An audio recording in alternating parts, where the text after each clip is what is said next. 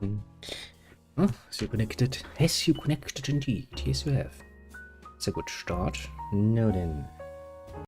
Bam. Ah, finally. Yesterday failed rather horribly because, well... to be fair, it's not just that bloody fucking exam I had to take. It was also the announcement that I have to take another one, unrelated.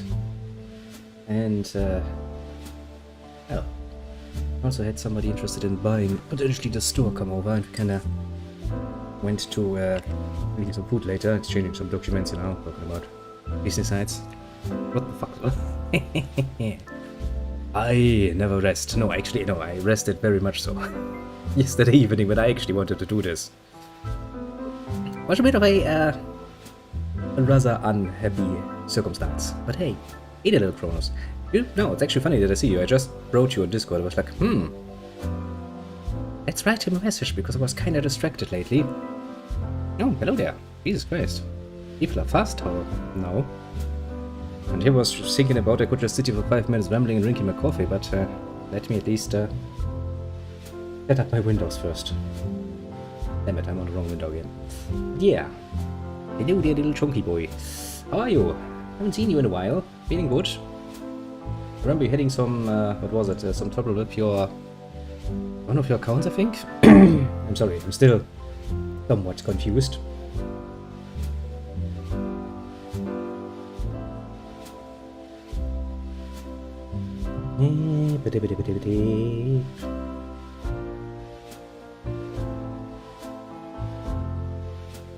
Well, let's not think about that evilness when I try to set up my windows. I am free. Free of all of that nonsense. Never thought taking an exam at my age would be a problem, but turns out it's actually rather tiring. Yeah, man kann gehijacked. Oh, what no, yeah. That's what I would like to hear. Because I do remember that. I was like, oh shit, that doesn't sound good, but if it's all good now, that's all the better. Now let me shade up my windows so that we can actually start doing something playing-wise. We're gonna play something fun for our new Friday series, because technically speaking, this stream is our Friday stream. I know. It might technically speaking be Saturday, but still. Let's not think about that, shall we? Had a lot to do with the fact that I was actually quite tired. But that will not stop me now. Now I need to make a new playlist for that so that it gets immediately ordered, because otherwise I will get cancer from that. Give me a second while I set this up. Oh, you might be thinking like a true professional would set this up beforehand, wouldn't he? Yes, a true professional would. Good thing I never claimed to be one. I literally just finished recording and got a notification.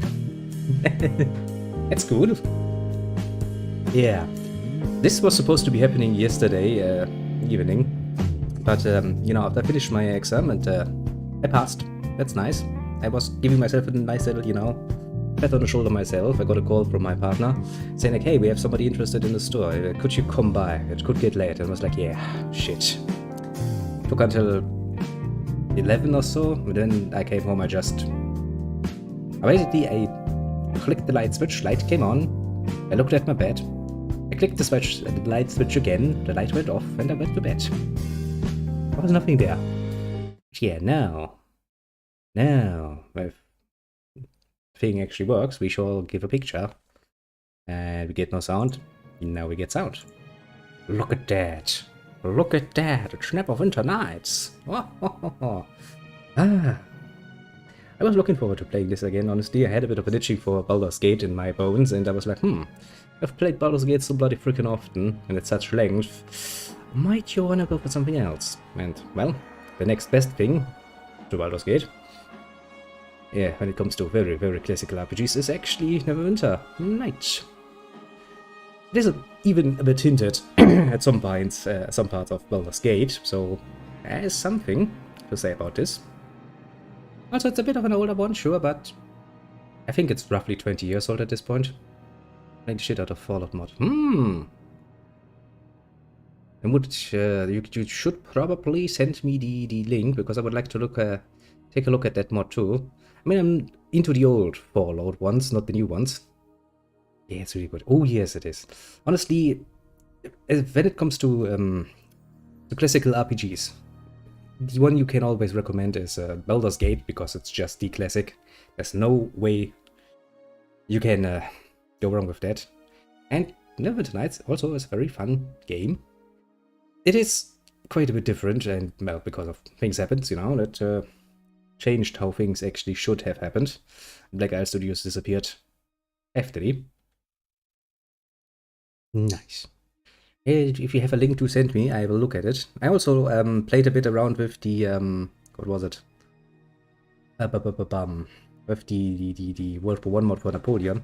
It's fun. I'm still kinda... I mean, the artillery is as hefty as you would expect it to be. But, oh, you know, maybe a bit too much for my taste. Still, a very enjoyable mod. I played a bit of a campaign as the... Well, I basically took the same road as you and went for the... As you called them, Mozzarella Man. And played around with them a bit. Kind of fun, honestly. But yeah. Since this is the first one, I'm expecting some technical difficulty along the way, as usual, because nothing ever goes well. That's what first episodes are for, finding the problems and eliminating them. I did create a character already, but we will go through the process so I can, well, indulge a bit in nostalgia, basically. Yeah, definitely needs. E.T., shut up. I just gave you breakfast. Now then. Oh, yeah. Actually, have it all, don't I? The original Neverwinter Nights campaign, Shadows of Unrentide, and Hordes of the Underdark. We're gonna play probably all three of them if I do it together in one... that's my problem, honestly. As I have mentioned quite a few times, I'm a bit fickle by nature. So it might just be that we play this one, then play something else, then play the next one. Or if I get into the mood, I'll probably play all of them. Could happen. Let's put it up the stream workshop. Small old world blues. Okay. Let me just write that down and I will actually take a look at it. That's why I always have pen and paper next to me, because I'm otherwise quite able to forget something. Old world blues. Now then. But yeah, we'll look how it goes actually. I don't want to make any promises because, well, it's really not good if I force myself to play something that I don't feel. That's just going to be not fun for anyone. Neither for me, the one who is playing, nor for you, the one who is potentially watching this. Yet we wouldn't have. I mean, I'm not too informed of... I mean, the first two Fallout games, I get most of the lore for that, at least, but for the newer ones and what they mixed in, I have no clue. I tried playing Fallout 3, and I got a headache and was like, nope, that's first-person shit is not for me, honestly. Some first-person games just don't click with me on one hand, obviously, because it's not my preferred style of game. And some just give me a headache. Doom. Doom 3 gives me a headache. Oh, like no one's business. Playing that half an hour and I'm feeling like my head is going to explode. And honestly, ever since I played my first one, which was, what was it called, Battlefield 1942 or something? One of the originaler Battlefields? I don't know, it was actually the first. It was like, meh, fun for a while, but then, meh. Now then, we shall play the Prelude. Oh yeah, I remember the Prelude. We're gonna be a young adventurer starting a little journey. Reason I need to remember how to play this game. I'll put the link in the I shall look at it. Let me see. Actually, that's a good test. Can we tap out of this game without crashing anything?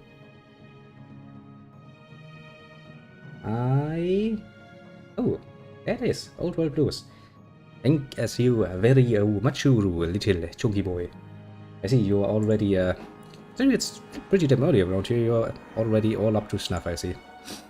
And I just figured out I can't tap out of this. No, let me actually take a look at the pre-made characters. I haven't actually looked at them in a while. Who do we have here? Jesus, some more here than I remember. Why are there so many rustful berserkers? That's kinda annoying. Let's see what they have here. We have a bard, a wizard, a monk. Pretty classical nonsense. An undead lord. Oh yeah, combining fighter, one level of fighter with stuff. I remember that. But yes, thank you very much, my little chunky. You have done very well. You shall be petted on the soldier. The soldier? On your own personal soldier, your personal guard, yeah. You shall be petted on that. Language is difficult. But yes, pet your personal soldier, your guard. He has done a splendid job keeping you alive so far. I shall roll with that statement now. Paladin. That woman doesn't look like a paladin. She looks like a freaking noble that is, I know, very high up. But okay, I'll take it. And we have... Interesting. Of course, no self-respecting player of RPGs would... Yeah. Named character indeed. No, let's be honest here, no self-respecting player of RPGs would take a pre-made character. That's just not how you roll this. You roll this by making your own character. Obviously. We will go through it and then I will load the save game with the character that I've already made, but I'll basically show you what I did. Also, the enhanced edition that I have amongst the originals on CDs, because I couldn't be asked to actually look up where I put the fucking CDs for it, has the nice ability to not only use a resolution that is, you know, a actual resolution that normal modern systems use, but it also comes along with a bit of UI scaling. Because if you just enhance the resolution, I mean, you maybe, but I can't reach it, basically. Oh well. Yeah, most classical RPGs, honestly, you want your own character. Pre-made characters would mean a character that comes along also with its own little story and interests, and I don't like that. I like to play my character as I see fit.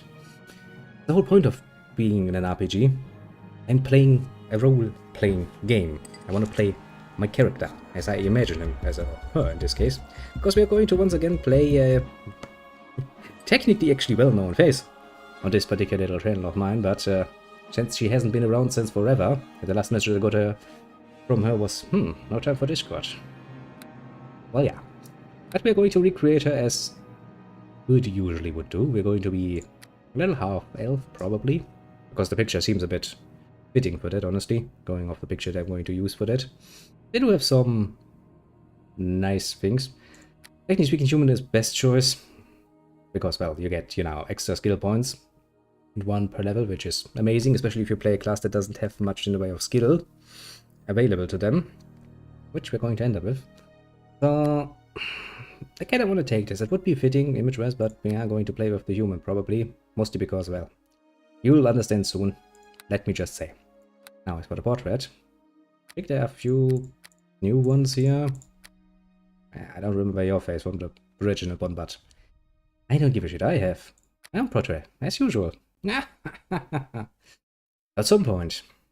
Because I don't actually remember where the fuck I got this from. I got it sent when I was looking for a picture, and I think it actually was the tech boy who sent it me. I don't remember. The picture itself is named very fittingly 123.jpg, which means I have no idea where it comes from. I shall apologize most profoundly for misusing somebody's poor art for this nonsense. Well, what can I say? I am not God, and I am sadly not able to read pictures like maybe some other people could. Blackguard. Ah, Blackguards, the more useless paladin variant. You know, when you play an RPG, mostly in the story, you're set up to be the good guy, and when you play something like a Blackguard, which has Smite Good, that's an ability that's not really worth using. You can still play with them, but you will feel rather inferior to any, you know, off-the-shelf paladin, basically. Still, for role-playing reasons, it might be nice, but it's really a problem. The stories are usually set up with you as the good guy, which means playing an evil guy is, well, off. It's possible. Not going to mesh that well. Like, hey, look at this, the end boss is an evil guy. I can't smite him. Why? Because I can only smite good people, and he's most definitively aligned evil. What else do we have, actually? Oh yeah, the Pale Master. Ooh, the Pale Master in Neverwinter Nights. That's actually cool. Because, where is it? Where is it? Once per day, blah blah, dark vision, something like that. Undead craft, gains undead arm, yeah. You see, the cool thing about Neverwinter Nights is that when you actually get something like Undead Craft 1, your character, your actual character model, gains a skeleton arm. It's awesome to look at. I do also think if you're playing as a Red Dragon Disciple, you will actually get wings at some point, yeah, at level 9. Accuracy cares not for good or evil. Good point. which means your character model also gets wings, actually. Which is a really cool little detail, because many games don't actually do that. I think actually even Neverwinter Nights 2, the next one in the line, which is also okay. That last boss fight was a bitch though, I remember that much, but it's a matter for another day. They don't actually do that any longer. You would have so much not better to give you a fucking set of wings, or, you know, a fucking skeleton arm, but... Which means, now I'm fucking tempted to play Magician, but I will not, no. We'll play, as we did in the last RPGs basically, we're gonna play a Paladin. Now this time we're going to be forced to be on the proper good side of things, because, well, Paladin cannot level up as a Paladin if he's not aligned the right way, a lawful good alignment in this case. Which I think is a huge misunderstanding of what a Paladin actually is, because a Paladin is, first and foremost, basically just a zealot. A zealous knight fighting for his or her cause, and since the gods in, well, the world of Faerun can be good and evil, it doesn't really make sense that a Paladin can only be good. But well, I guess I did Black Guard to counteract that a bit, but it didn't work out that well, now did it? Now what I was thinking about is we're gonna start out, we're gonna play the first campaign as a Paladin, of course. I might actually want to, fall really hard and become an ex-Paladin, because there's one interesting thing here. Normally in the pen and paper system, if a Paladin falls from his path, he loses all of his abilities. That is not the case in Neverwinter Nights though. In Neverwinter Nights, you cannot any longer gain any levels. Which means if I'm a level 20 Paladin and I've got all of the skills, and I then fall, which means my alignment changes to evil, for example, or to neutral, I will still keep all of my spells, I will keep all of my abilities, I will be a Grand Master in my thing still. I just can't level up as a Paladin any longer. Which is a bit like, do I actually give a shit? Not really now, do I? So yeah, the first campaign I think has max level 20, as is usual for the system. There are epic levels in the next two modules, I think. You can get at the end all the way to level 40. And most of the prestige classes are, I think, if memory serves, 10 levels, so we can play around with that a bit. Would be a bit of a nice twist, wouldn't it be? You start good, and then you turn evil. Maybe. Might be a bit of a fun thing. But yeah, I mean, imagine the situation. You're starting out as a young adventurer getting trained up in a very difficult situation. You would probably be a bit of a naive, but still probably good aligned person, generally speaking. I mean, you could also be there because, you know, it's better than sitting on the street and getting a murder raped by the plague. To be fair, but still, we're probably going to play around with this a bit. But yeah, don't get me started on the fucking alignment system and fucking Dungeons and Dragons. It's a pain in the ass. That's putting it mildly. Go away, kitty. You already got food, and begging is not allowed in this household. But oh well. I can't indulge yourself also. She looks nice. The fuck away, kitty. I swear to God. We had this discussion fucking 20 times already. Ugh. Who was our abilities? Oh yeah, this one. Skill point. What would my recommended source be? Oh boy. Let me see if I can get this right off the top of my head. That's technically speaking okay. I'm gonna wear plate armor anyway. That's not necessarily pleasant. I would probably go like this. You most definitely want to have Wisdom 14 because all of your... That means you can use all of your Paladin spells. If memory serves. 14 should be enough for that. Jesus Christ, I haven't played this game in a long while, I see.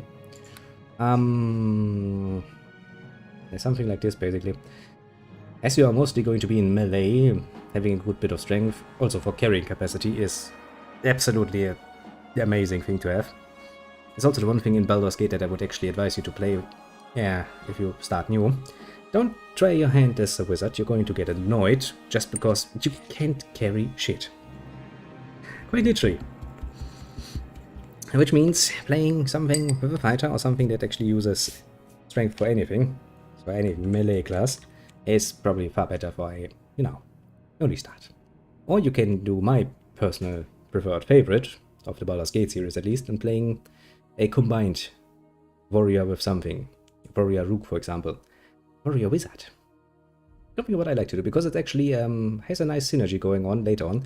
Because basically you can play the first Baldur's Gate, which is a low-level campaign, or set up as one, completely basically as a mage, where you use your wizard abilities for small things like summoning a little pet avatar for you that gives you a few extra HP and stuff, but not much else.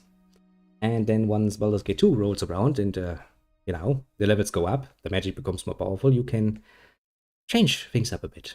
It's a nice way of playing. Bit of a personal recommendation there. And yeah, I'm probably going to play something like this. Then you have the, yeah, you can play some nonsense like this, but since I do think at some point I kind of want to fall, because that seems good. That's all.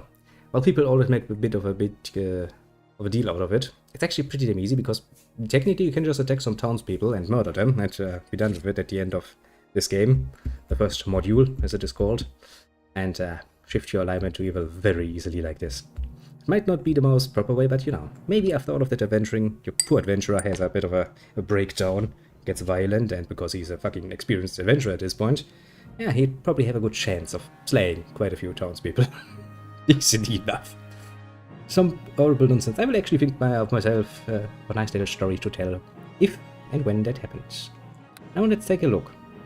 Skills.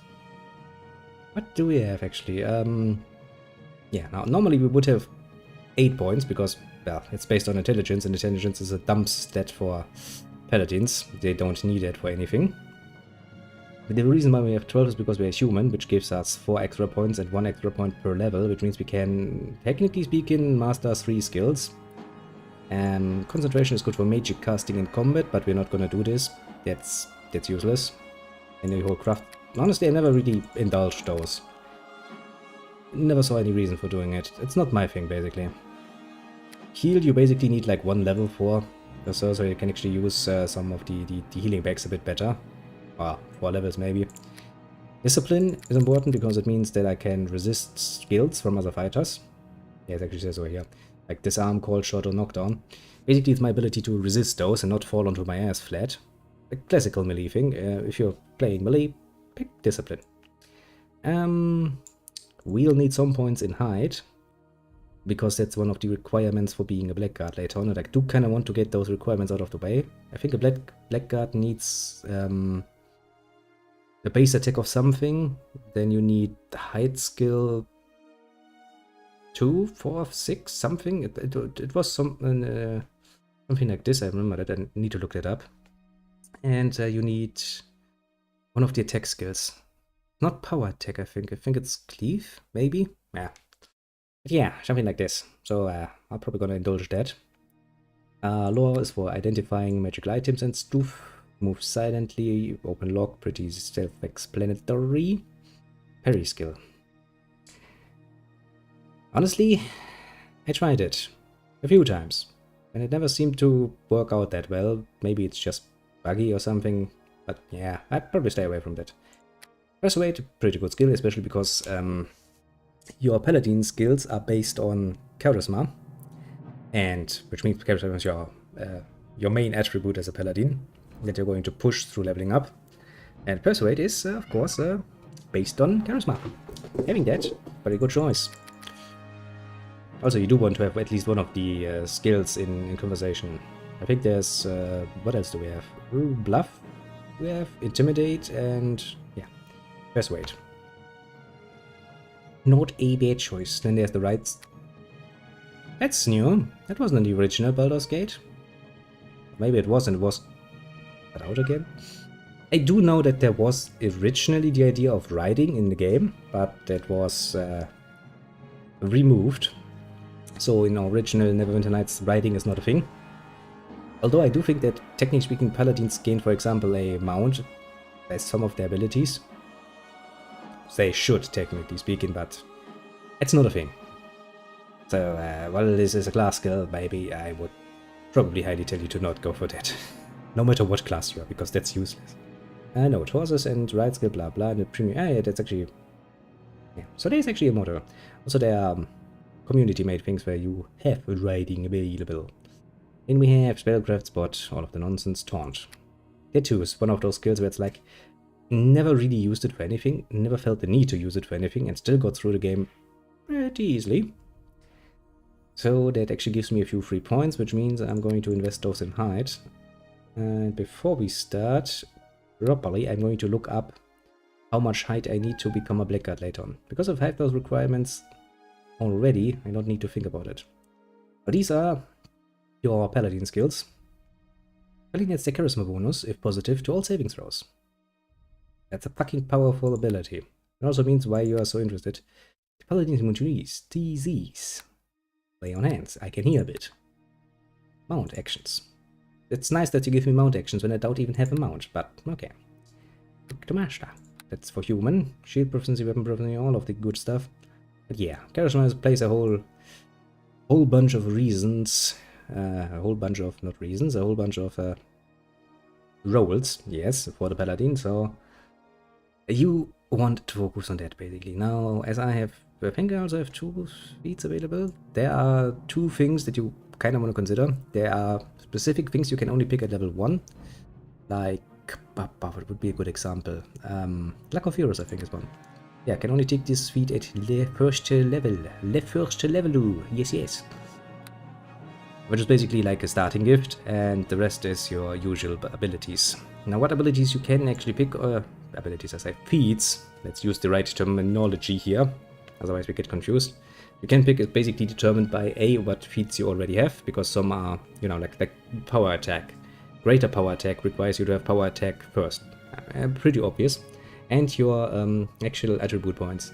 Some require some strength, some require some other nonsense, some require nothing. Pretty easy to understand, honestly, but since that also means that if you don't have a complete lexica of all of the feats that you can have, you will only ever see those that your character can have thanks to their own abilities. So you might actually, you know, want to take at one of the million sites that have sprung up that will tell you all of the things. What would be a good start? I think actually I'm going to take Luck of Heroes because 1 to every saving throws is a pretty nice thing, and a weapon focus. Since I'm unimaginative as fuck and my idea of a paladin is quite closely to that of a knight, I think I'm going for a classical long sword. Let's see what options we do have. A warhammer. I mean, some of this exotic... I do like to play around with the more exotic weapons, like a trident, for example. That's great because, you know, it's something nobody has. The problem is, however, the game also has very little in the way of actual magically good special weapons. At least for some of the variants. I think for the trident, if you don't actually have the ability to, you know, make weapons yourself and indulge that whole I build my special weapon myself thing, are kinda gonna get fucked over a bit. Which is usually by, especially if you're new to a classical RPG, take something that is most likely going to be around in spades, literally. Like the longsword. You will always find longswords. You will find massive amounts, and you will find magical ones. Relatively easy. Or try it, something to indulge in. But yeah. And then we get a little... Okay, that looks horrible because... Since only the UI actually has scale, the character model has not scaled with it. But yeah, this is basically just giving you a few of the head options so you can, you know, get her a nice little face. That looks like a man, but okay. Let's not think about that. See, you can even get little horns if you are a tiefling or something. Indicate some snazzy tattoos. Well, if you want to. Personally, I already felt the need for that. Like, look at me. Tattoos. My leggies. Pretty useless nonsense. Then you can change your body. You have, well, I'm starving and I had food recently. That's your 2 options. Starving, had food. Starving, had food. And then you can get some snazzy dresses and stuff. Like, look at me. A mage robe. Monk's robe. That's some view. Yeah. That's basically all there is to the character customization. So we shall now at my command, shut up, you. attack! You're going to disappear anyway. Now you're going to be... I actually don't know which... how big that's gonna be, but there is actually an intro video, so well...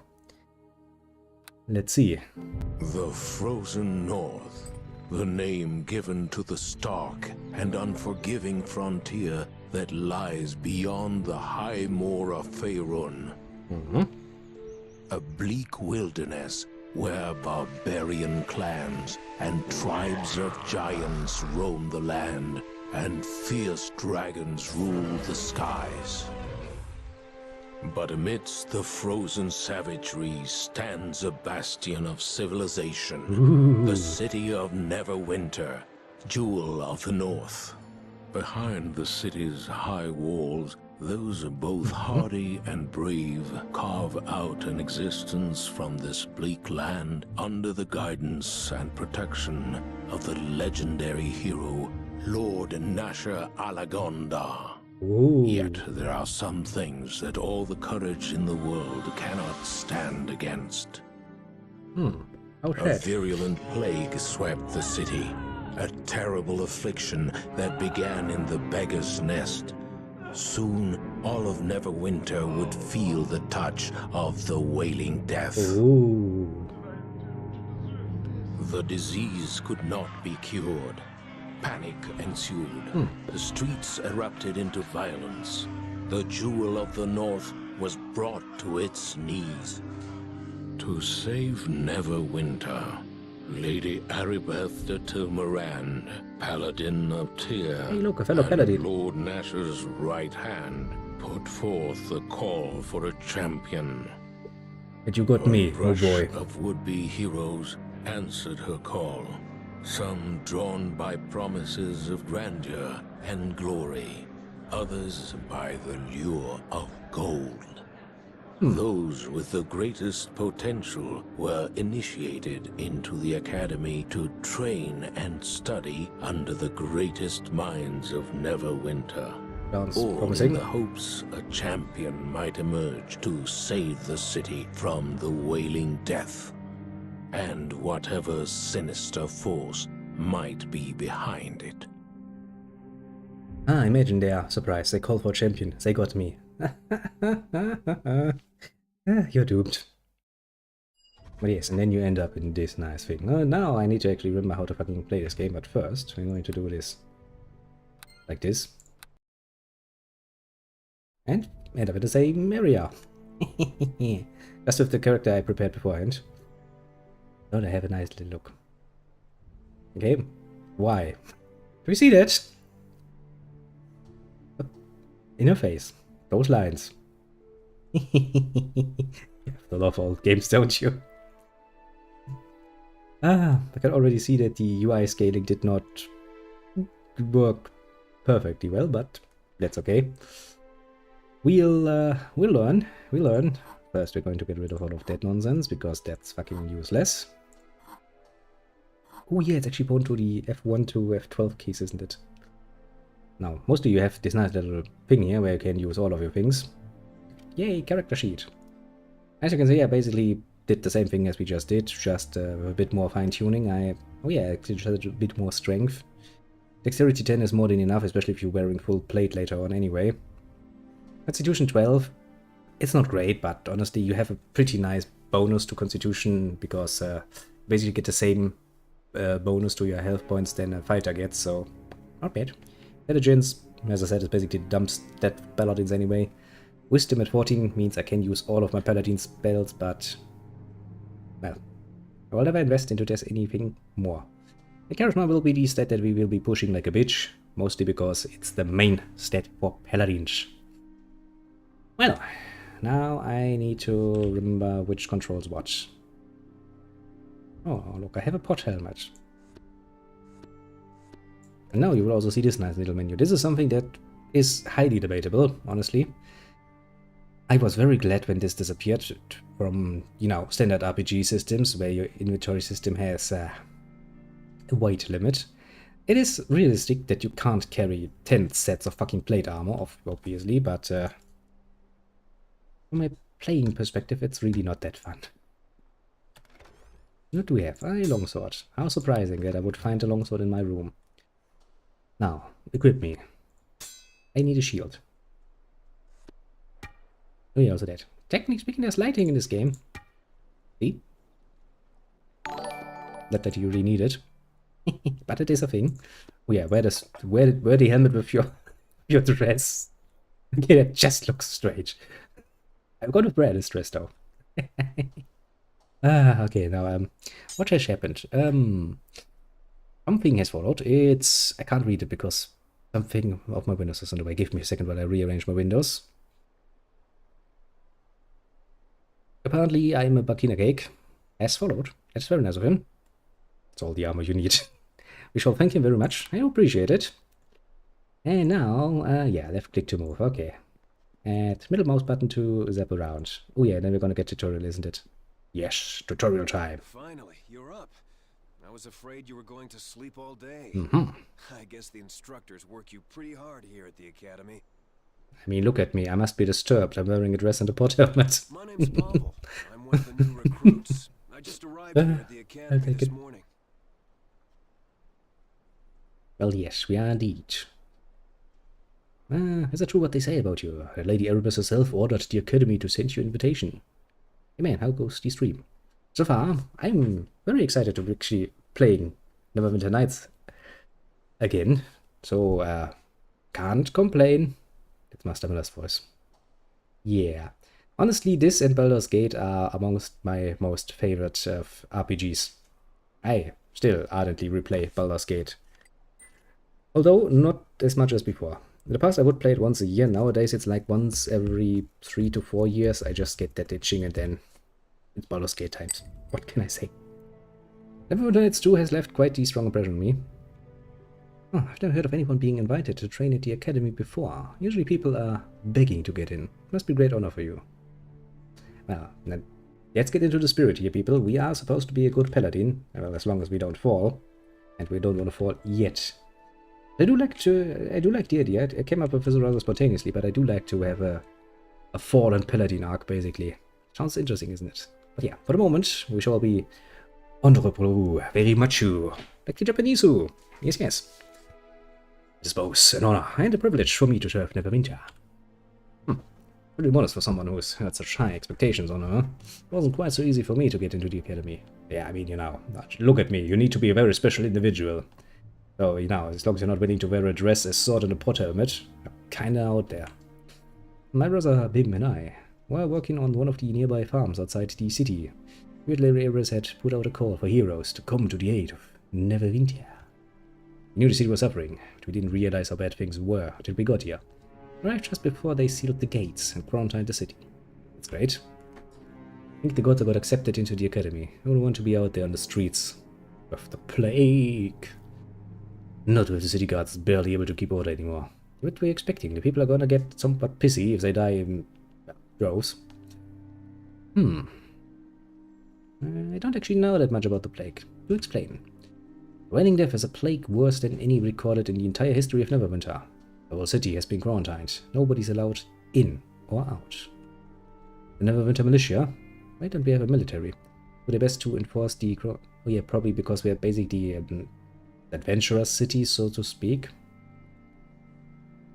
That could explain why we only have a militia. But people don't like being trapped inside the walls of a plague-infested city. Yeah, no shit. If my city were besieged by a plague with, you know, corpses quite literally lying in the streets, I too would think about, you know, getting out of there as fast as I can. Which has the potential to spread the plague even further, to be fair. But yeah, human fear is not really something that is rational. Every day, more bodies pile up in the streets. The citizens move one step closer to panic and open rebellion. Can't say I blame them. Me neither. It's only been a few months and already that number in the thousands. Shouldn't someone be looking for a cure? Most people have given up any hope finding a cure for the wailing death. Potions and medicinal herbs do nothing. Even the prayers of the city's most powerful clergy have been ineffective. How is Shakate doing? Well, if he isn't acting like a complete asshole, to be fair, which he tried. We have a very strict ruling in this house, you know, there's no begging allowed. But every so often he feels the need to, you know, try his luck. Apart from that, right now he's lying on the floor enjoying a bit of the early morning sun streaming through the window and, I don't know, making himself look comfortable. Now he's looking at me like, what? What do you want from me? Yeah, no kitty. Wasn't calling for you. But yeah, he's fine and dandy. He is not really happy because he's still a bit on a diet, basically, because, well, he has been getting a bit, you know, a bit of the weight on his bones. Has a bit of a flabby stomach that is wobbling around now, which he disagrees with most definitively. But apart from that, he's cool. Mau Mau? Yeah, Mau Mau indeed. And that's the bottle. An empty bottle. Well, that's what you get for talking to the kitty, I suppose. He decides that, well, I'm gonna make some noise. Ah, well then. Is it why Lady Aribeth ordered the academy to open its doors to new recruits? That's one way to getting them off the street. The city needs a hero. Totally not me. Someone who can save us all from the wailing death. I mean, I'm a paladin. Can't I just, you know, use my lay on hand stuff to heal people? The word on the street is that Aribeth is actually working on a cure right here in the academy. It's just a rumor. Probably not even true. Why wouldn't she? So, can you tell me anything else about this plague? I don't know what more I can say about the plague. Everyone in the city is afraid of the wailing death. The bodies are piling up in the streets, the citizens are on the verge of panic and open rebellion. So far there doesn't seem to be any cure. Even the priest can't help those afflicted. Just hope those rumors of a cure for the plague turn out to be true. Now, tell me more about these rumors of a plague cure. I don't know what people are saying on the street. Some claim Aribeth has a cure. She's going to start passing it out soon. Others claim she's keeping the cure for herself. Ha, game, let me teach you a lesson here. Actually speaking, Aribeth can't just keep the cure for herself, because then she would become evil and would lose her paladin status. But it's actually true. So all evil actions would mean she can't level up anymore. Not that anyone in this world would realize she has stopped being a paladin, because she should still be able to use all of her abilities, which is a very nice loophole in the game rules. Loopholes. Like in a good contract, there should always be a few loopholes to make use of. But like I said, it's just rumors. Maybe some of the people who've been here at the academy longer than I would know more about the cure, if there even is one. So, anything else you can tell me? Could speak to my brother Bim over by the door, if you want some tips on adventuring. Otherwise you should go see Olga in the next room. He's the one in charge of equipping all of us recruits for our training. Don't know why I felt the need to suddenly go all French at the last word, but eh. Sometimes you just feel like it, I guess. Other than that, I don't know what more to tell you. I'm just a raw recruit here. You're the one who is almost finished your training. Yeah, it's a good point. Yes, I suppose you need to get on with your training. Probably need to go speak to Olga in the next room. Get your equipment so you can take the final tests and finish your training. So that we will be unleashed upon the city as another plague. When I need tips on instruction and adventuring, then don't forget to say hi to my brother Bim on your way out. Well, we'll take a short look at what he actually can teach us, and that's basically it, because learning by doing. Unidentified gauntlets. Well, since the last time I played a mage, I'm pretty sure I had lore, which makes it a lot easier. A potion of cure moderate wounds. And then, can I just identify it? Of course I can't. Now, let's make this a bit orderly. Because as you can see, you have like, Hey there. you know, I want to talk to you. 6 little spaces basically that you can use to fill up with equipment. Why do I have a short sword? I'm not going to dual wield. I'm going to get myself a shield, like a proper knight. I saw you talking to my brother Pavel. Yes, yes. My name is Bim. If you want, I can give you a short tutorial on adventuring. Now, how many bets shall we take on this not being short? Just to let you know, you can break out of a conversation at any time by pressing the escape key on your keyboard. That is very nice, because that is something that should help me a lot if I get into a conversation I don't want to be in. If you left click with your mouse, blah blah, can perform the default action. Yes, but I can also choose to not do a default action. To give you an example, I can right click on him and go like attack. That's what I mean. If you just want to turn evil easily, you can just go out in the street, find your next best civilian and attack them. I'll give you evil points like mad. Yeah, go on. Camera control. There are 3 different camera styles you can use in playing Neverwinter Nights. I'm setting you to top-down camera mode. Well, this is basically this one we're in here now. You know, top-down mode. Tell me about the different ones. Top-down camera mode right now. You can rotate the camera left to right and zoom in using the arrow keys. Anyone would use the fucking arrow keys for that. I mean, come on. If I can just press the middle mouse button and can move around, why the fuck would I use the arrow keys for that? Okay. You've had a chance to test out the top-down camera mode. Now we'll let you try the chase camera. Okay. It's the same as the top-down camera, but in this mode the camera automatically rotates to follow as you move around. If you wish, you can still zoom in and out. Go ahead and move around a bit. Oh boy.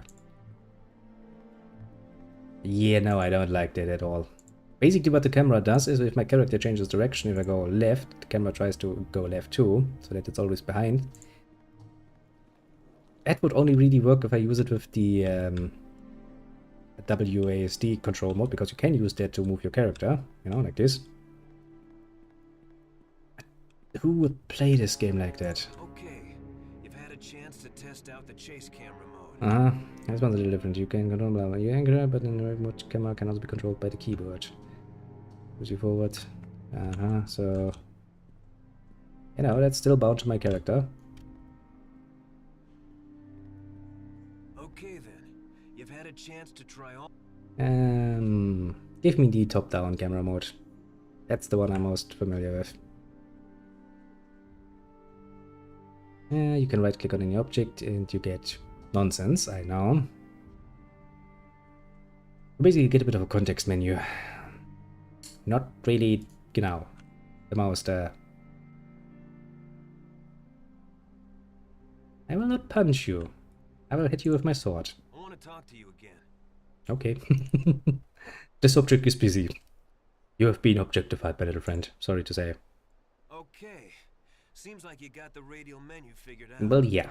Remember, right-click on objects to... I do love that they actually need to make this big. A quick bar is one of the most important features in the game. You should learn to use your quick bar. Good enough. Yeah, you can actually go like this and then you can put your skills in here. Like spells. Heads of casting, counterspell. Paladin spells. Cantrips. I have nothing. Level 1. I have nothing. I'm literally out of anything. Carry mode. Useless.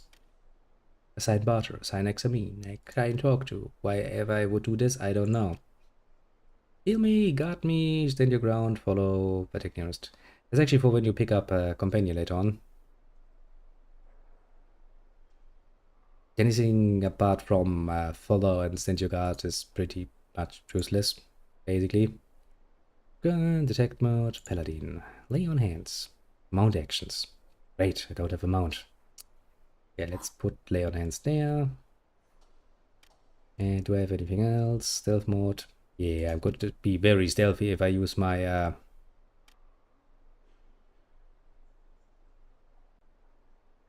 freaking full plate armor later on. And the only other thing I'm going to set up is back here is going to be stand your ground, follow, and maybe, okay, that's attack nearest, sure. Mostly because I actually don't have much else I could set on it. Second quick bar by holding down shift. You can, wham. And you can do the same with control. Why the fuck you would ever need that many? I mean, I did kind of use that many if I play a mage later on, if you get like, you know, spells up to 9 level and you have to order them a bit.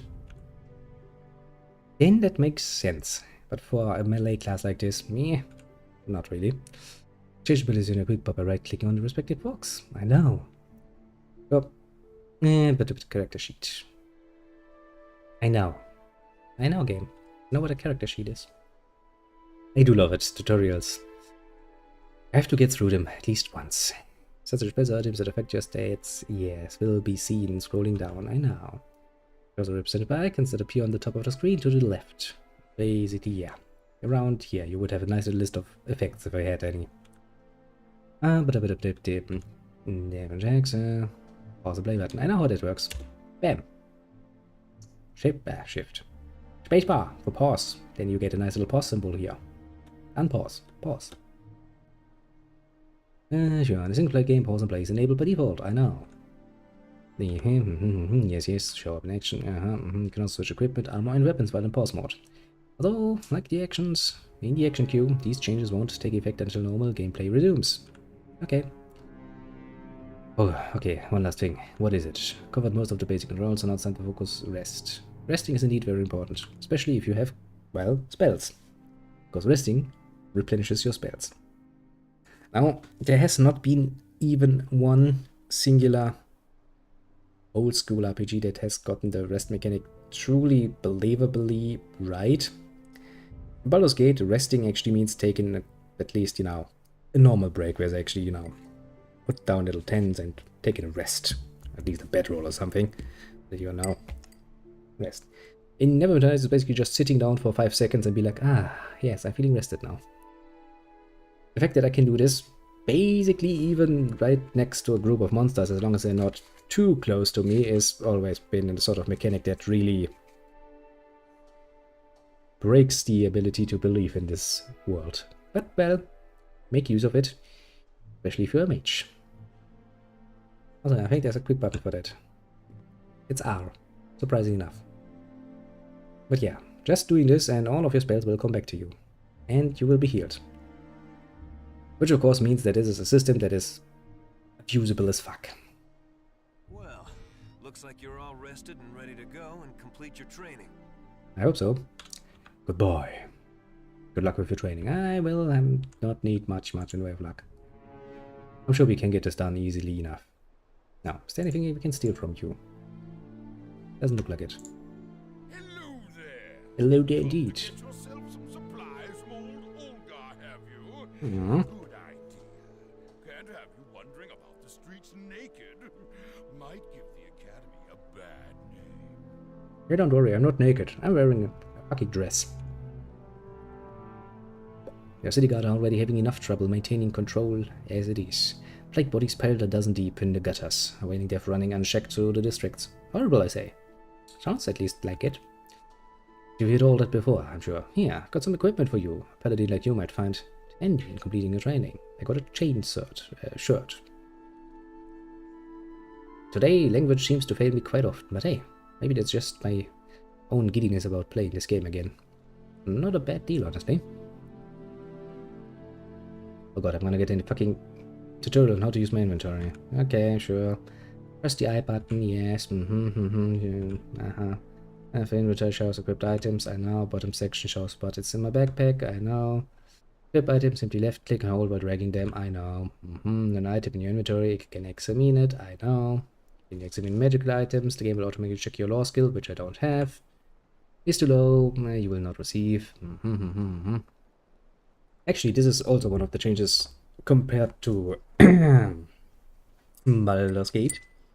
Yeah, if your law skill is too low to properly identify an item, you will not receive the fully detailed description. That's basically right. And you cannot use or equip an item until it is identified. That's bullshit. Baldur's Gate, if I found a ring and I couldn't identify it, I could still equip it. I mean, it's my own personal problem if that turns out to be a cursed item. But oh well. So. Yes. This might be a good time to teach you how to use the stores in the game. Wow. Sure, give me it. Stores are accessible to dialogue. Go on. There are arrow buttons in the upper corners. Different things. I know. Yes. Yes. So, are you interested in seeing my inventory? Yeah, sure. Give me your store. Okay, I have a studded leather armor and I have a fucking chain shirt. I'm going to use that anyway, so bam. Sell. Sell, drop, cast spell, examine. You do not have enough gold. Oh, a nice way of saying I'm a poor fucker. I don't think I will need the torch. How much is my dress worth? That's not a cleric's robe game. This is most definitively not something a priestly person should wear. Have you looked at my décolleté yet? Looks snazzy as fuck. I don't think I can actually get one, but yeah. Basically, you know, categories, weapons, scrolls, magic items, miscellaneous, all of the good nonsense. Welcome back. So tell me about yourself. Anyone asks about me? Not much to tell, really. As a young man, I came to the academy so I could join the Neverwinter militia, served my city. Served nearly 140 years. Yeah, you're a dwarf, you're old, aren't you? Till my hair grew grey, my eyes grew dim, my back bent with age. But I had no family, no wife or kids, and I didn't want to retire. They're kind enough to give me this job here at the academy. Jesus Christ, that's a sad life, isn't it? And quality equipment at a reasonable price. Anything else? What can you tell me about the plague? A foul business, the wailing death. Bodies just keep piling up in the street, and healers, clerics, and priests powerless to help. Have they tried a paladin yet? Mighty suspicious, if you ask me.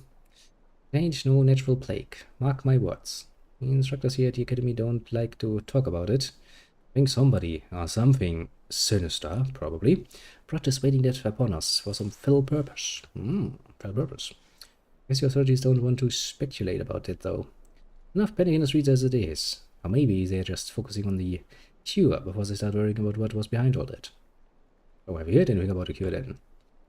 What I know about that is the rumors going around the barracks. They say Kelvin Blackstaff Arunson, the famous mage, has discovered that a cure can be made using regions gathered from rare and exotic beasts. Supposedly these creatures have been brought from Waterdeep to the academy for safekeeping. I don't know if that's true, but why else would Lady Aribeth be here? Lady Aribeth, you say? Surely you've heard of Lady Aribeth the Tilmarant, the elven paladin of Tyr. Nasha Lagonda, Lord of Neverwinter, has appointed her to find a cure for the wailing death. Usually she's here at the academy to inspire and motivate the new recruits with the blessing of Tyr. The whispered word is she's also here to keep an eye on those water-tavian creatures they hope to turn into a cure. Well, I'd like to meet her then. So would I. Her beauty is only surpassed by her ability and her devotion to Tyr, so they say. She's young, but she's already a legend here in Neverwinter. But I mean, she's not going to be much fun. She's going to be a stickler. Mud for rules. She's going to be a classical paladin. Oh well. When shift is done, I'll get a chance to go see her. She's giving out blessings in the South Assembly Chamber. Just through these doors and down the hall. Well, so, goodbye, I suppose. Long as you can, feel free to come back. I will, because I need money. Ba-dum. Oh, I see a bookshelf. Hey there. You're one of the students here at the academy, aren't you? Well, yeah. Got to hear the academy, little burner. If you like, I can give you a quick tutorial on how to use your map and journal. Tutorial time never ends. Sure. Journal has been updated. I know. I think it's yay. J. Yes. Okay. Nice. It's a completed quest now. That's great. Sure, I just did you.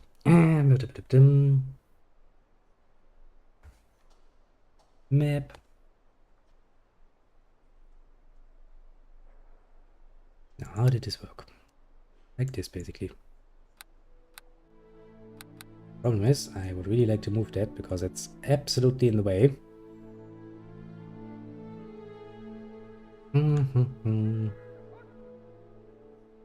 Anything else? Let me ask you some questions then. Because as we all know, it's important to get information early on. It also means that the first episode of most RPGs is mostly spent running around and talking to people about nonsense. It's kinda how it goes. So what can you tell me about the Wailing Death? I know the quarantine of the city has done little to stop the affliction from spreading. Well, it has spread mistrust and fear among the people. Surprising. Very surprising, that much. Lady Aribeth does her best to keep the peace, but the rumors are beginning to fly. People suspect some dark evil is behind the Wailing Death. That too is not really surprising. Soon the panic may lead to open rebellion. The brave we of the Academy are not forced into battle against the citizens of Neverwinter. They are the very people we are supposed to protect. Okay, tell me about the lady then. Lady Tilmarant is a paladin of Tyr. She may be young, but she has already proven her courage and her devotion to both Neverwinter and Tyr. Lord Nesha Alagonda himself has given Lady Aribeth the task of saving Neverwinter from the Wailing Death. She's actually here at the Academy right now, the South Assembly Hall. If you finish your training, you can go meet her.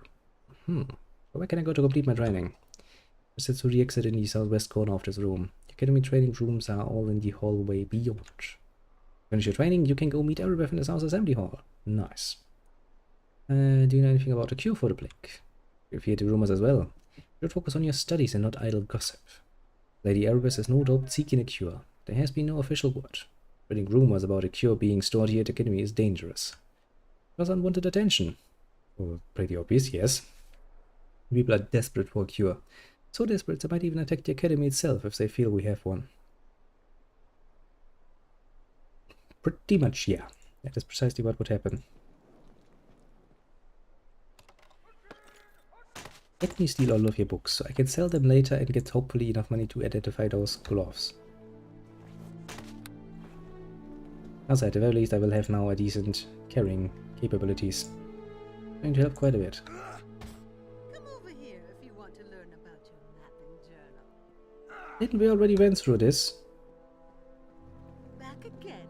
You want me to go over the tutorial on how to use your map? Goodbye. Don't remind me, woman. It's about time you showed up, recruit. Aye. My name is Herban. As far as your worthless hide is concerned, you can just call me sir. My job to teach you raw recruits some tips on combat. So maggots don't get gutted out there in the real world. Okay. Well, recruit, not just stand there with that dopey expression on your face. What's it going to be? You're ready to begin your combat training. Sure, I'm ready, sir. That's what I like to hear, recruit. That attitude. You might actually make something of yourself in this world. This information might save your life. Now listen up. And to use a feed or special attack enemy, right-click on your opponent and bring up the menu. I know. This opens up a second menu with feats or special abilities. I know. Follow me? Yes, sir. Yes, sir. Indeed. On a special menu. Parry. Yeah, useless. Never used it. Yes, very much so. Weapon isn't just for killing. Yes. I can also use this to bash things open. Which is neat. Yes, I know. Not all of them can be opened like this. Since you're a paladin, I better show you how to use your special abilities. Just right-click on yourself to bring up the menu, then right-click the special abilities. Yes, sir. For my part, it's up to you. You have to prove yourself by facing one of the Academy's combat tests. You speak to my assistants. Yes, sure, I shall do so. Totally not a problem. This object is busy. I do love that every NPC is considered an object. Now then, Ferdinand, let me talk to you. The one I've heard all the instructors talking about. I'm mighty impressed with you, I must say. Pleasure to finally meet you. I'm Ferdinand, the Academy's resistant keeper of exotic creatures. So that you wouldn't make it by my little corner before you completed your training here at the Academy. So, have you come here to view the menagerie? There's something else I could do for you. The menagerie, what are you talking about? This Academy was founded with the purpose of training adventurers. It only makes sense that we would collect strange and exotic monsters. The kind adventurers might encounter during their explorations. We allow our students to study the creatures and their habits up close, so that they will be better prepared when they encounter such beasts in the wild. Is that an arena where I can fight against these creatures? Hey, we're not savages. The animals are here for us to observe, not to butcher. Ramon's use some. The local druid comes by to inspect the creatures are treated. Right. Kinda sad. I was watching for signs of injury or illness. Well fed and properly cared for. Look after my charges. Well, tell me about yourself then, Mr. Ferdinand. You want to know something about me. That's a twist. Most people just want to see the creatures in the menagerie. They're far more interesting than I am. When I was young, I always knew I wanted to work with animals, but I didn't really want to live the life of a druid or a ranger. I didn't relish the idea of living out in the wild all by myself. I worked for a while at the zoo in Neverwinter, tending the animals and such. It led to an apprenticeship here at the Academy, not a former keeper of exotic creatures. Retired, I took over the job of running the menagerie. Well, I want to see it. Certainly. As long as you're here at the Academy, you're free to view the menagerie any time you want. Don't worry, the monsters in there can't hurt you. Taking every precaution, including powerful spells of binding. Make the menagerie completely safe for both visitors and the creatures inside. Just head on through the door here. Okay. Hello there. Question. Say, what can you tell me about the plague? Wailing death is a grim tropic. Thousands have fallen to the illness, and not even the clerics can do anything about it. Something strange about this plague, though. It affects humans, dwarves, elves, all the races, in fact. It doesn't seem to affect animals. Very unusual. One of the creatures in the menagerie showed a single sign of the plague. Can't figure it out, but I'm grateful. I feel responsible if one of my beasties took shake. Well, have you heard anything about a cure? Now there's a rumor going around the barracks about some strange creatures from Waterdeep being brought here to concoct a cure. I don't believe it. Someone was throwing such creatures here at the academy. They want to consult with me first, right? I haven't heard anything about it. We haven't added any animals to the menagerie in a month. Although, I have to admit, if you wanted to keep the arrival of any strange creature a secret, wouldn't store them in the menagerie, obviously. Would be the first place people would think to look. Well, yes. Yes, let me take a look then at your special creatures. What do we have to offer? Dire Spider. Challenge rating, impossible. They're not true dire creatures, these spiders are nevertheless fearsome to behold and appear to act with more cunning than their more common cousins. Yeah, let's just hope those creatures don't break out.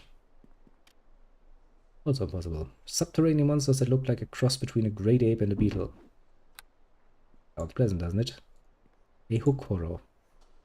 It's only overpowering. Nobody walks away. And we have a natural cap. Classical.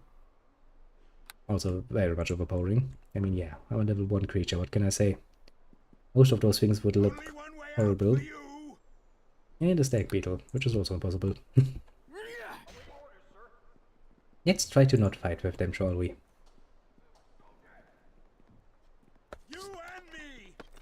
Bap. Stealing all your shit. So Harbin sent you over for your combat trial, did he? Uh-huh. Well, my name is Hewitt. I specialize in ranged and missile weapon combat. Ready to begin the final test? Sure. Don't worry, there's nothing to it. All you have to do is hit the target at the end of the hole with a missile weapon. Uh-huh. Sounds easy enough. I can actually use that. Yeah, I was about to say. Probably can't use that like that. Pew! Miss. Ah, great start. Come on. Nice shot. You completed my part of the test. Go speak with Dendy for the second part. Nice shot. You completed my part of the test. Also, my weapon is inefficient. Dendy for the second part. Now, let's go back to the old guy and sell some of the weapons we just picked up, so that we might actually get enough gold to find out what those glows are. Maybe, potentially. Yes, good to be back though. Looking forward to exploring the city again. Because the city is going to be, well, full of shit.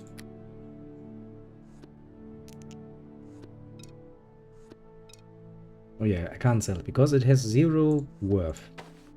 Interestingly enough. Basically only a full stack of arrows or bolts is actually worth GP.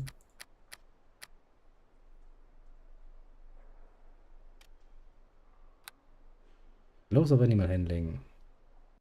Special properties only usable by druid, by ranger. And they only are worth 88. Which means I actually made a loss on this deal. Oh, well, I'll take it.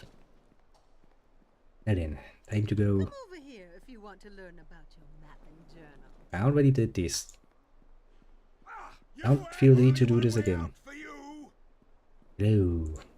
Next trainer. So, Harbin sent you over for your combat trial, did he? No, I'm just pretending. My name is Dendy. I specialize in melee weapon combat. Uh-huh. Are you ready to begin your final test? Sure. I'll be in parry mode all the time.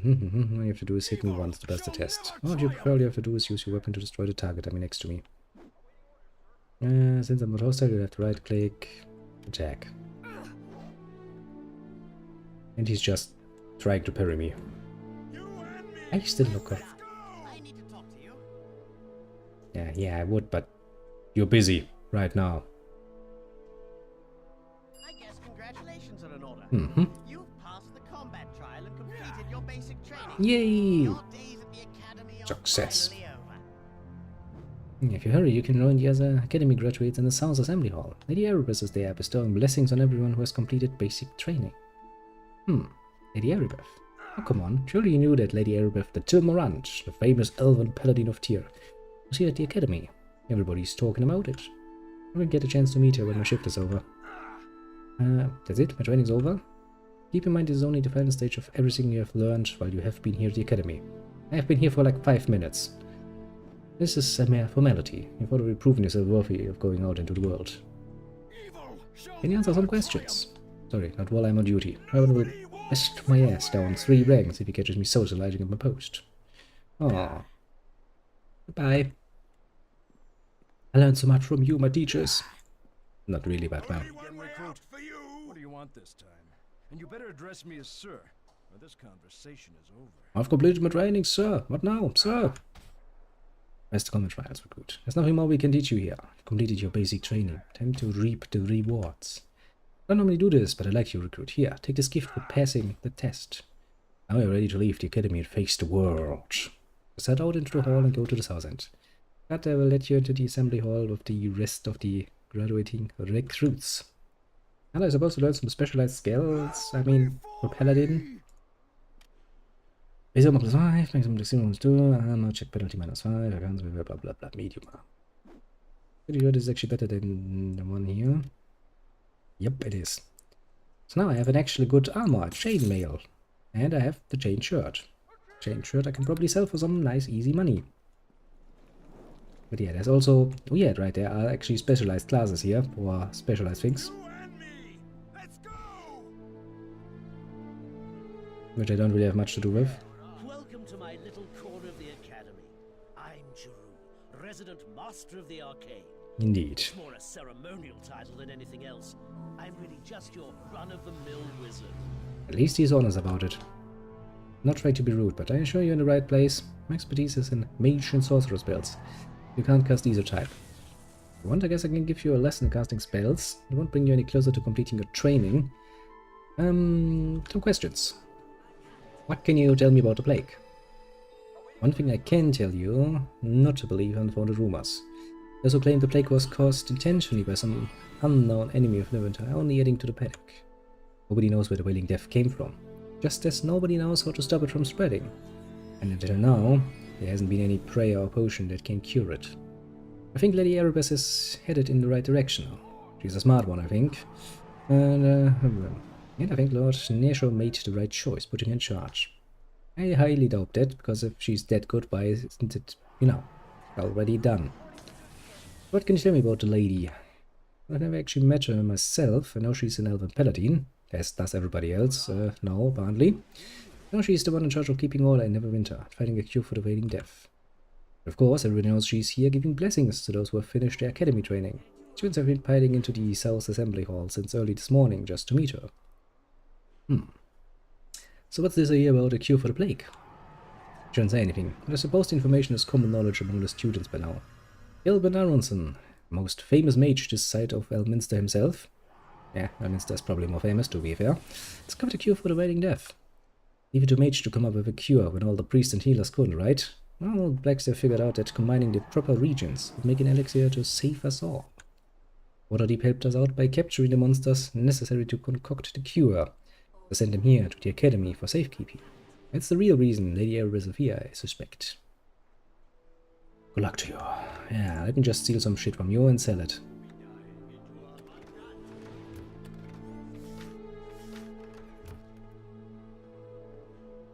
Random statue. Book piles. Chandra. Hello, Chandra. Hello to you. You don't recognize you from any of my classes. You must be new here at the academy. Unless, of course, could have not noticed. You're a paladin, not a mage. What gave it away? Is that my pot helmet again? I wonder your face is not familiar. I highly doubt the academy has us following the same curriculum. Let me introduce myself. My name is Chandra. Greetings. I'm great, and I have a pot helmet on. Oh yes, I have a friend who recently enrolled here at the academy. He's also a paladin. I believe he has mentioned your name to me before. Already famous. That's good. From what I hear, your training at the academy is almost done. You have only to prove yourself in the final Paladin challenge, and you will be ready for graduation. And by you, I hear Lady Erebeth herself is here to hand out personal blessings to all the graduates in the South's Empty Hall. Hope she returns for my own graduation. I'd love to meet her. So, why do you want to meet her so badly? She's a paladin, isn't she? Lady Erebeth de Tilmaranda is an inspiration to all the citizens of Neverwinter. All of that praise really gets me annoyed at this point. We understand it. Erebeth is good. Good person. Great person. Yes. But having to hear this all the time is kind of getting to me. I kind of want to push her in the face. Attack her, baby. She's everything I wish to be. Okay, little lady, let me put it like this. You are a mage. She's a paladin. There's a bit of a difference there. Intelligent, powerful, and beautiful. Someday I hope to be as loved and respected as she. Some might say that it is a foolish and silly dream. Well, yes, you would have to change your career path for that. But, I mean, no reason to crush her poor hopes. I would call that dream foolish. You flatter me. Most people laugh at me when I dare compare myself to Lady Erebeth. Even though we are both of noble blood. Perhaps someday we'll be as famous as she. Here the day is a long way off. Well, thank you for the compliment, nevertheless. Is there something else you wish to know? Well, yeah, talk to me about the plague. Again. I know little enough about it. My family were nobles of the Black Lake district. Weningdev has yet to touch that section of the city, thanks to the quarantine. I do know that there are those who blame the plague on foul necromancy, even here in the academy. Their eyes burn with hatred whenever they look upon my mage's cloak. Perhaps they're right in their suspicions of the plague's origins. It is not right to blame all wizards for this terrible tragedy. In their ignorance, they judge us when they do not even know us. That's also pretty much human nature. Also, if you're interested into necromancy, then usually you would go the path of the cleric far more often than the path of the mage, because, well, it's a horrible problem with compatibility, basically. That the arcane arts are not actually that compatible with the divine arts. Obviously. So, have you heard about these rumors about a cure, then? Up to rumors are true. Kelt Marunson really has discovered a cure, and perhaps those who blame the plague on sorcery will begin to treat us mages with respect, instead of contempt and fear. Thankfully, Lady Erebeth herself is not prejudged against wizards. She may have refused Blackstaff's offer of aid. I hope I get a chance to meet her before she leaves the academy.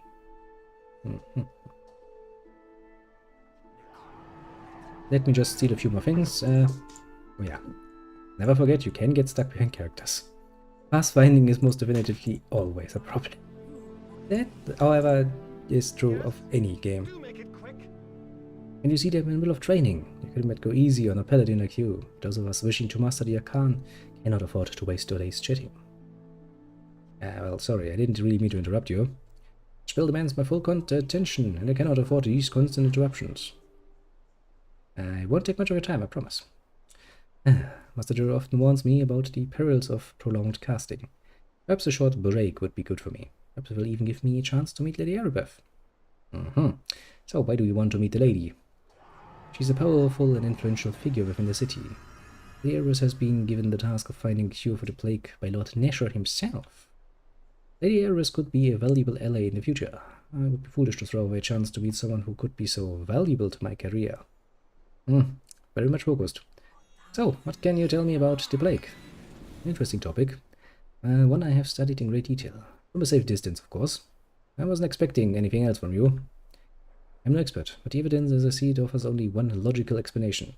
The source of this pestilence is magical rather than natural. Can you comprehend the fearsome power and terrible resolve one who could have unleashed the wailing death on a city? Focuses the mind, doesn't it? Why are you so sure the plague is magical in nature? The evidence is obvious, is it not? Neverwinter is the only city afflicted by the wailing death. The disease resists all attempts by the clergy to find a cure. You do not know who would do such a thing, but it would require a visit of great power. Lich, perhaps. Possibly even the arcane brotherhood of Luskan. These are just guesses.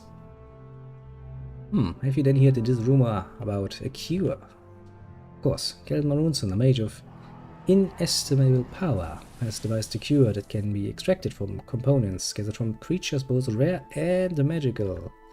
Rumors also say the creatures have been brought here to the academy. No doubt that is why Lady Erebeth now graces us with her presence. Perhaps I will find an opportunity to meet her later. So how do you like your training? I see no point in false modesty. Not surprising at all, but the core materials to be somewhat beneath my abilities. Fortunately, Yaru has supplemented my studies with a number of more advanced tomes and parchments. Ugh, that's the sort of guy who's really, really good in the studies and really fucking useless at practice. He appreciates my potential, though he constantly harps on me about the dangers of delving too deeply into the arcane. Perhaps he fears I will be devoured by my hunger for knowledge. Still, I suppose it would be wise to heed his cautions. Perhaps I will meet with Lady Arabeth later this evening, instead of studying all night. This is my usual practice. Aha. I mean, technically speaking, I don't think actually we need to go to any of those places. But wouldn't it be a shame to not to? Yeah. Let me take a look at my map. Where am I? I'm down here. This leads somewhere. It's too complex to pick and is warded against simple spells. You'll have to find the proper key. Barn to door. Okay. That's a descriptive thing.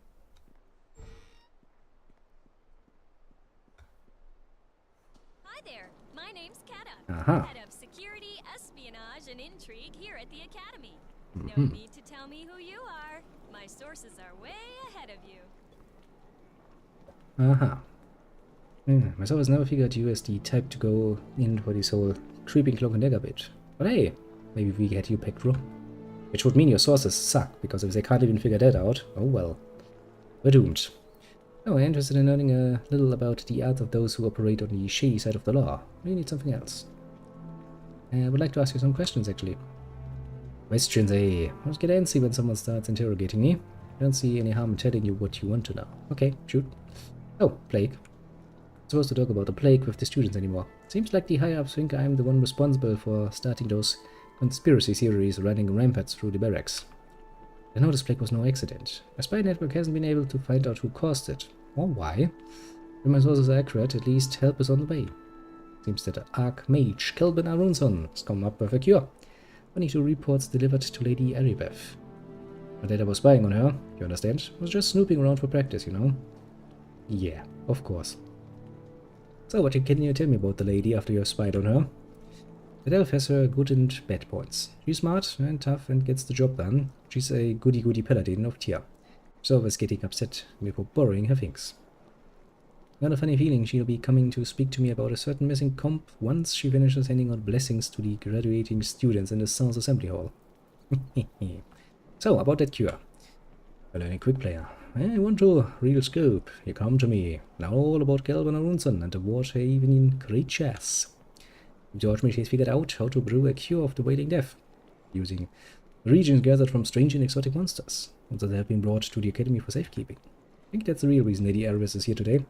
Keep an eye on those Warhaven creatures. Make sure nothing happens to them. Why at the Academy? Isn't there something like a freaking bunker or something you can use for that? Ow! That hurts.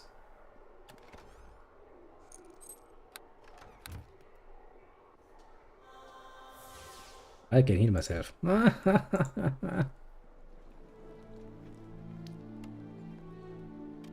put you in your place. Rapid ineffective. Yeah. Not supposed to be opening it. For a good time. What are you talking about? Well, you thought you would have figured it out by now. Shade has been spying on you. What? It's part of his training. It isn't my place to say anymore. You should really speak to Shade about this. Where can I find Shade? Over there on the south wall of the room. He's been watching you this whole time. Okay. Hello. Hello, neat. So, how do you know my name? Don't worry, it's nothing sinister, says the creepy guy. Just a little harmless spying on my part. He just says I need to practice my espionage skills. Oh, watching you for quite some time. Now that you're almost done with your training here at the Academy, I'm going to have to find someone else to spy on. Maybe Lady Arabeth would make a nice target. Why are you so interested in her? If you're going to spy on someone, it might as well be someone in charge, right? Arabeth knows a lot more about this plague than she's letting on. Can't blame me for being curious. Of course, if I get caught, they'll probably expel me. Or worse. The danger is part of the appeal. Arabeth is a beautiful woman. Some might say that alone is reason enough to spy on her. Yeah, you really are a bit of a creepy dude, aren't you? That sounds a bit like you've got a crush on her, my friend. Just say I'm intrigued. Does the famous paladin have a naughty side? Ooh, paladin porn. That's one thing I have never bothered thinking about. Besides, a powerful, beautiful woman like Eris can turn any man's head. Eris is already involved with somebody, a priest named Fenric. What about you, player? I haven't seen a man in your life since I've been watching you. I'm pretty sure since I basically was just born, I don't have anyone. Anyone right now. It's that hard to believe. A fascinating woman like you without a man in her life. Flattery. I like it. It's a feast for the graduates later this evening. Would you like to accompany me to the celebration? Just for you to learn as much about me as I already know about you. Sure. He's a bit too creepy for my taste. Sorry, but I'm not interested. As you wish. Some women are threatened by my line of work. But you're the type who welcomed a little excitement in her life. See, I was mistaken. Is there anything else you need? Can you tell me about the plague? Well, I could any grisly detail about the bodies. No, thank you. Give a gruesome description of the symptoms. No, thank you again. And the status of affliction. Suspect we all had our fill of such things. Besides, I'm much more interested in who or what might be behind the plague. It has had me gathering information on possible conspiracies to bring down Neverwinter. Mark my words, the waning death is no accident. The fact that the priest can cure, that sounds like wizard's work to me. Because I haven't found any evidence to back up my theory yet. But I'll keep digging until I do. You hear the rumors about the cure then? Of course I've heard the rumors. I'm a spy after all. I say killed Maroons and gave a cure to Lady Aribeth. That's why she's here at the academy right now. Maybe I should try tailing her to see what I can turn up.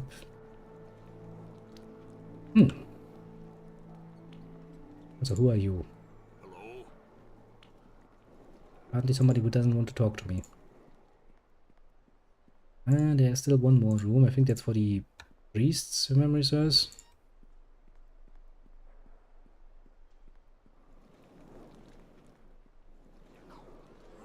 Oh look, my desk. Randomly 8 arrows in it. I greet you. I have no time to talk to you. I'm very busy preparing these sacred devotional rituals. You're a paladin. I'm sure you understand. Sorry, didn't mean to interrupt. Forgive me, I didn't mean to be so harsh, but I'm very busy. Ellen Witt, my mentor in the divine arts, has ordered me to make preparations for us to honor Lady Aribeth's arrival. I won't take much of your time, please. I suppose I can spare a few minutes for you. My heart is not in the preparations to honor Lady Aribeth anyway. Waste of time, in my opinion. What do you have against Lady Aribeth? Many regard Aribeth the Tilmarant as a champion of Tia and defender of our faith. Where does she seek salvation during those difficult times? The works of the wizard Kelvin Marunson. For the sake of Neverwinter, I hope her folly brings us a cure for the wailing death. In my heart, I know the will of the divine alone can save us. No, apparently it can't. It's said multiple times at this point. Whereas misguided efforts will only prolong our suffering. Knowing this, how can I join the others who praise and fawn over her? Aribeth has authority in this matter. I'm only a lowly acolyte, to perform my duties as ordered. So, what can you, then, with your expert's opinion, tell me about the plague? We heard many rumors of the plague. Some say it's unnatural, and it was brought about through fell magic by enemies of Neverwinter. But I do not believe this. I believe the wailiness is a divine trial, a test of our faith and resolve. Fortunately, we seem to be failing this test. Citizens have lost their faith. Even the priests and clerics of the city have faltered. That's why the plague resists our attempts to cure it with prayer and holy magic. Can you really blame the people for losing faith? Well, you can't help them. As I said, this is a trial of our faith. People who once worshipped with us now turn against the clergy because we cannot help them. The fault is theirs, not ours. They are weak in their beliefs. Ultimately, this trial, and all trials of faith, shall pass. Those who hold true to the spiritually divine will survive the plague. Hypocrites will be exposed and shall perish. That sounds pleasant. So what can you tell me about the rumors of a cure? Everyone speaks of the cure discovered by the wizard Kelvin Marunson, but I refuse to abandon my faith and place my hope in works of sorcery. For the sake of the city, I hope the cure works, but I suspect the wizard's brew will prove ineffective. Then those who claim to be of my faith, but are, in fact, unworthy, like Lady Aribeth, will be exposed. He's a bit of a downer, isn't he? Oh well, who am I to complain? Who am I to complain? Hello. Why are you disturbing me during my prayers? You are a paladin. You of all people should show respect toward my worship and devotional practices. Didn't mean to interrupt. Let's do this again. Please, I didn't mean to give offense, but I've chosen to be a servant of Tyr. With such a choice comes great responsibility. I must attend to my daily worship. That won't take long, don't worry. I suppose it would be uncharitable of me to turn you away. Please do not take too much of my time. If I do not finish my devotions, I will not be allowed to meet Lady Erebeth. Why do you want to meet her? You a fan too? Arrogant of her face, and she's devoted servant of Tyr, sworn defender of Neverwinter, blah blah blah. Light shines like a beacon in those dark times. Pretty much the same thing I've heard over and over again. Apart from one person. Until now. I pray thee, graduates gathered in the South Assembly Hall, appreciate what an honor it is to receive a blessing from her in person. It's truly a rare opportunity. Aha, so what can you tell me about the plague? Only a young acolyte in training, yet even the oldest priest at the temple cannot recall a plague as devastating as the Wailing Death. The winter is gripped by fear, city quarantined and sectioned off in an attempt to halt the spread of the Wailing Death. Alas, the church can do nothing for these people. Citizens have lost their faith. They have abandoned the spiritual power of the divine, and the miseries they have come to despise all who wear these sacred vestments. Can you blame them? You can't help them. People who profess faith only so long as it serves their needs are not true believers. Yeah, no shit. The General Master is not a true believer. They're hypocrites with false hearts. Who are we to question divine will? I am confident that the gods will ease the suffering of Neverwinter if we but hold true to our beliefs. The gods can be bitches too, you do realize that, yes? Are they not? No, there's talk of a cure being brought by Lady Erebeth to the city. So, what can you tell me about the cure? Say a cure was discovered by a mage named Kelvin Arunsen. Since the end of Tyr himself, working through the mage to bring us salvation. You just want to claim fucking his credit, basically. I believe it was the will of Tyr that brought Kelm and Lady Erebeth together to save Neverwinter. Never get a chance to meet her. Yeah, sure. Now's a fangirl. Now, what about you? Do you have anything interesting to say? Greetings and well met. I am Elenwyn, faithful servant of Tyr and defender here at the Academy. Aha. All are welcome in the chapel to pray and study, player. I'm surprised to see you here. Normally my visitors are exclusively druids and clerics. Come seeking a lesson. Sure, give me a lesson. Not that I'm going to listen to that. Yada, got it. Yeah, very important. Yes. Yeah, what can you tell me about the plague? Wailing Death is a terrible affliction upon Neverwinter. The city has been quarantined and sectioned off. Yet death tolls continue to rise. Infected corpses fill our streets. There are rumors that someone has brought this plague upon us all. Some unholy purpose. However, I doubt that anyone could be so evil and callous as to cause such widespread suffering among the innocent. People have lost their faith. Lady Erebeth has turned to the Archmage Kelvin Arunsen, the cure he claims to have discovered. I wonder at the wisdom of trusting a mage over faith. What can you tell me about the lady? Elven Paladin, defenders of her faith. I understand why she has turned to the Blackstaff for a cure. I regret your church could not do more. Perhaps I will have a chance to speak to her later about my concerns. When she has finished bestowing Tyr's blessings on the graduating students. Oh, what can you tell me about the cure? Officially, I can tell you nothing. Silence only breeds false rumors. Therefore, I will share what I know to put you at ease. The Archmage Kelvin Arunsen claims to have discovered a cure for the Wailing Death. I pray the wizard's magic proves as powerful as he claims, and I will also continue to put my faith in the powers of the divine Tyr, rather than in earthly mortal. Nevertheless, Waterdeep has sent us a menagerie of beasts from which to extract the reagents to concoct the cure. The Erebeth seems certain this will work. I must trust your judgment in this matter. And since everyone apparently already knows that these secret creatures are hiding here, I'm assuming this is going to cannot rest while there are enemies nearby. There are no enemies nearby. Now that you've finished your training, you can go on into the South Assembly Hall if you want. Lady Erebeth is still granting blessings to all the Academy graduates. Nice. Can I ask you some questions? Sorry, not while on duty. Okay.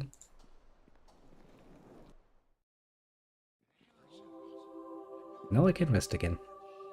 Which is probably good because I remember combat being on the horizon.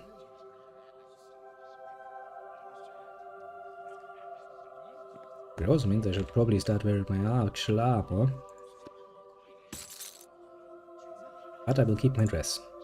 For better times. Look at me, I look like a fighter now. Those are some fucking perky tickets though. It's something. Hello, Aribeth. It seems like I can steal from your desk. Would you mind?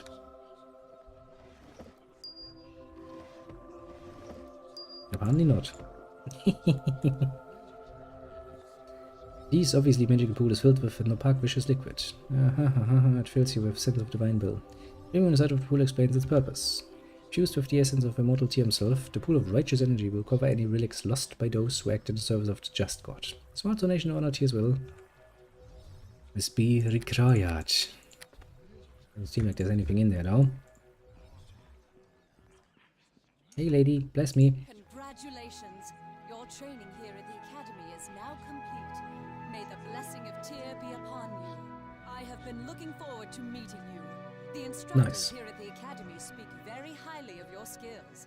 I am Lady Erebeth de Tilmarand. Yeah, I'm not surprised.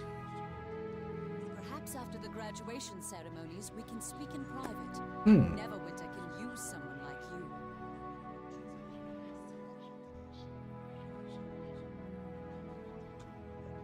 We should arrange to... Wait, what was that? Did you feel it? Brace yourself, we are under attack. Are we? Attack!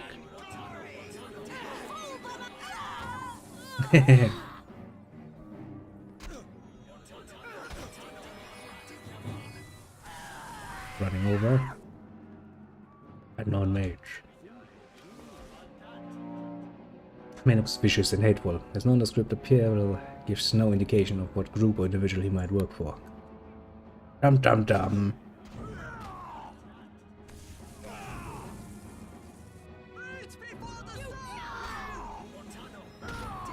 I must speak with you. Yeah, and I must plunder the corpses if they have anything. It could be dropped. Yes, I know. Listen to me. There is not much time. I fear this is no random attack we have suffered. Yeah, no shit actually. As you may already know, a number of creatures were brought from Waterdeep here to the Academy. It was believed the reagents for a spell to create a cure could be extracted from them.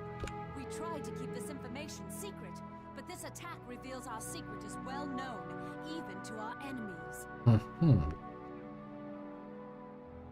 Enemies. What is enemies you speak of?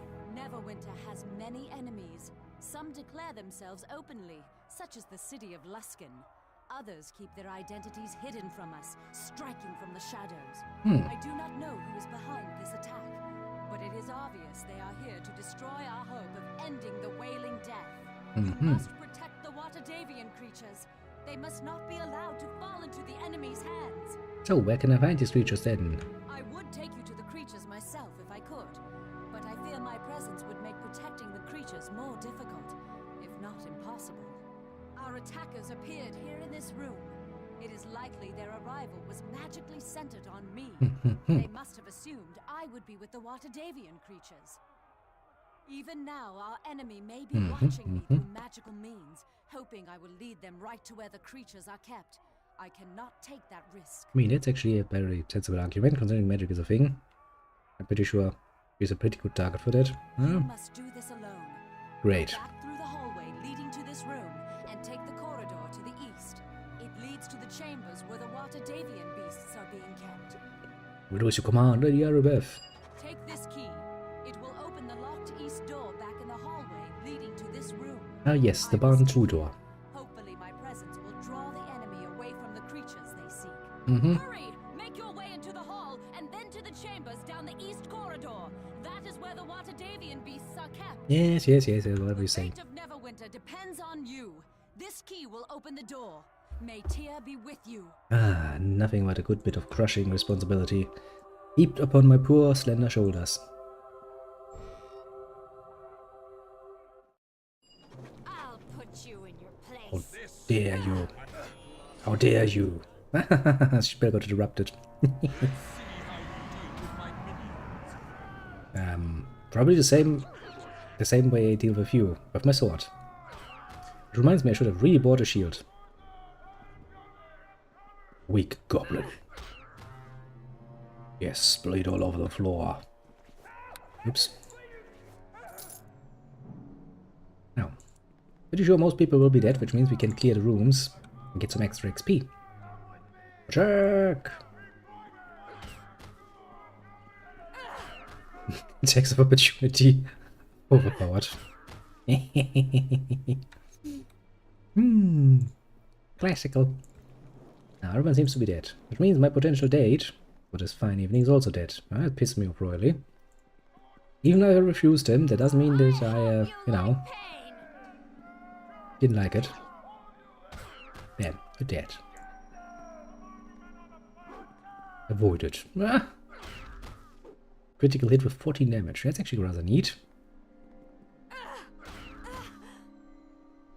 So far we have acquired precisely 1 wound. How many health do I have? Okay, I only have 11 points of health. Yep, he's dead. We are going to steal all of the things that we can.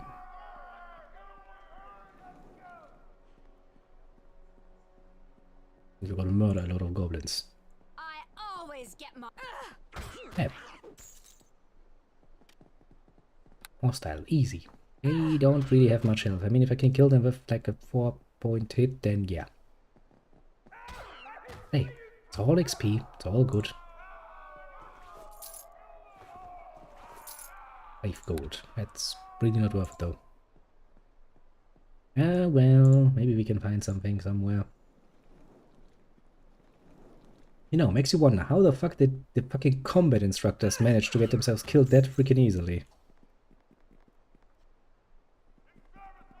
I mean, you would assume that they would at least put up a good fight. Especially against big goblins that I, a trainee, can kill with basically 1 hit. So I'm imagining, I guess, they were surprised by the mages first. Yeah.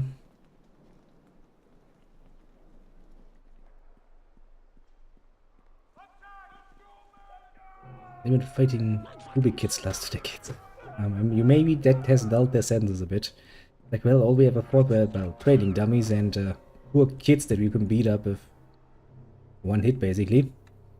Maybe that has dulled them a bit, but seriously, come on.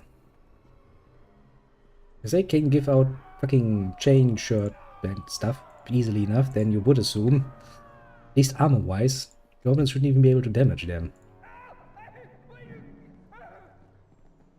Weak goblin. Look, dead.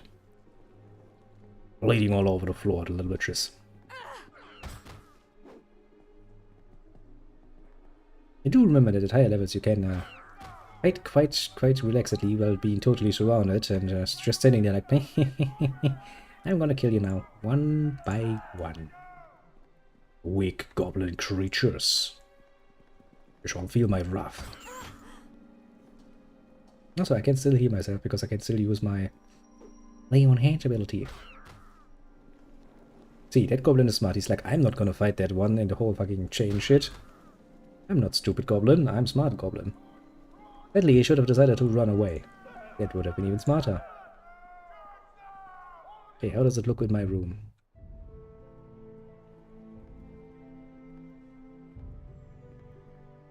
Well, not good. Everybody seems to be dead.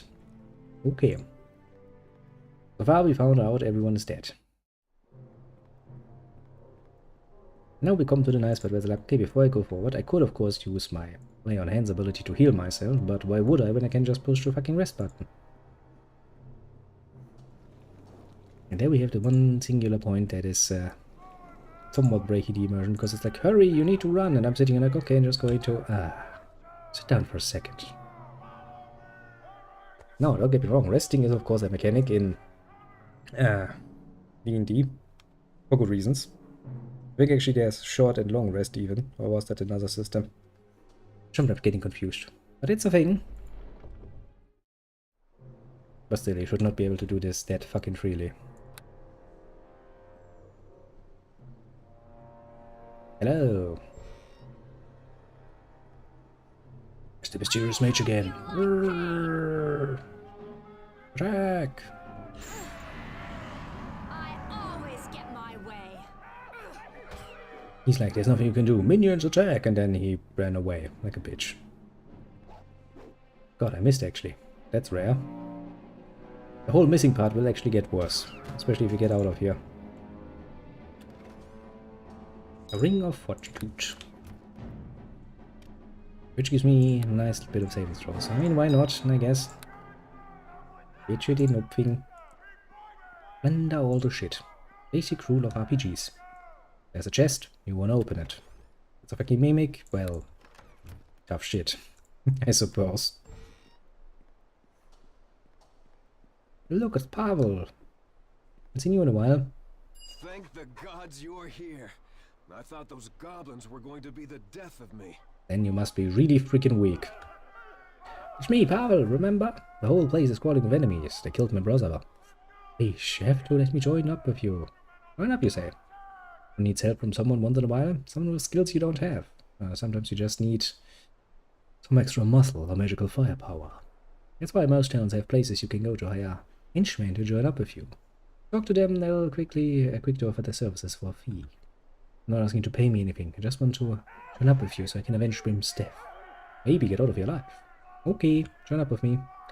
I'll follow you and use my skills to help you out. If you ever want to give me more specific instructions, just speak to me, change my tactics accordingly. Got a mind of my own, but you're the one in charge. I'll need your help too. If I get hurt, I might need you to heal me. Can't cast healing spells, use a potion to heal me. Aha. Now I have my first companion that I can, well, help things too. I think in this one you actually don't have access to their inventory and stuff. That is something that comes along with one of the modules later on. Which is kind of neat, because then you can actually do a bit more fine-tuning for your companions. But for the first, the main module of Neverwinter Nights, that's sadly not an option yet. Not yet, at least. Random shit to sell. It's a goblin. It's a tough goblin. Oh, I'm afraid. I'm so afraid. Ouch, it actually hurts. Okay, to be fair, that actually hurts. We need to kind of keep watch on that. Lots of discipline. That sounds a lot more useful than what I found. Bonus to discipline. Yeah, that's something a fighter wants to have. Because that determines how much I'm able to resist any skills. Not that the goblins have any skills, like, you know, knockdown or something. But, you do want to have that, eventually. Also, the one weakness we will probably suffer is, well, at the moment at least, magic. Magic can fuck us. Shit, it's skeletons. Now, this is the point where I'm going to have to look up which control was quick save. Because that's one of the more important ones. Quick save is G. Whoever came up with that is a pain in the ass. But very important to know that. Check! Let's see what you've got. Pavel just moves through there. Doesn't give a shit.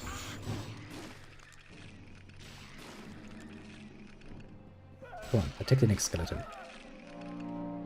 I do love it. They fall down. They try to get back up, look at you like, no, I don't want to. Whoa! I healed myself for 2 whole hit points. Chests, you say? Appreciate if somebody were to steal all of your shit. Yeah, and as I expected, there's really nothing much here.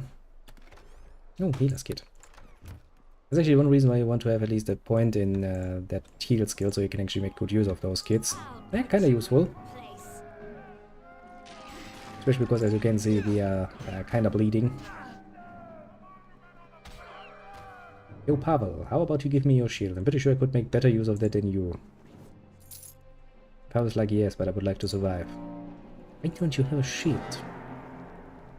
Well, Pavel, that is because I spent all of my money on identifying a useless item and then selling it at a loss. Yes. It is what happened. I'm very sorry to say.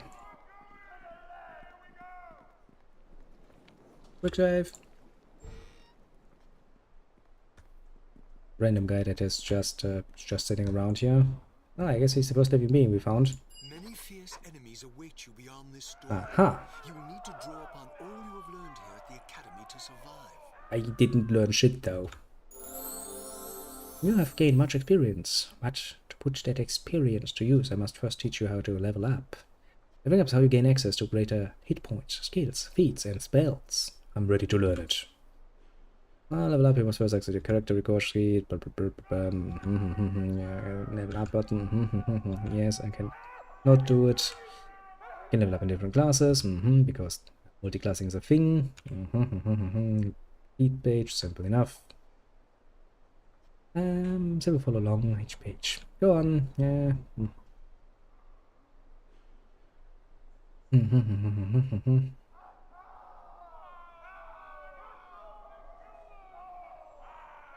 And yeah, basically since this is set up in the same way as it was supposed to be, basically, if your companion is not with you, he will not get any XP. So that means that if I let him sit somewhere for eternity, and then pick him up like a year later, he will be still a level 1 noob, but I'm a level 20 freaking masterclass paladin. Yeah, then. We need discipline. We need... What was the other one I had? Pursuit. One which is not enough to level up the height skill, but next level. Oh yeah, before I forget that, I will just look that up to confirm it. Oh, I actually have this. Here there is it. I knew I looked at it at some point. In order to become a blackguard, I need requirements. I need height 5 ranks. Okay, and cleave. Okay, so we level height up to 5, so we have that out of the way. So we can actually do a bit of a fallen paladin arc. It's going to screw me over a bit because the blackguard really is not that good, honestly. It's a light version of the paladin, basically. Kinda sad, mind you, because there's great potential there for some real cool things, but I'll take it. No, come on, no. Special abilities. Paladin. I have Smite Evil now.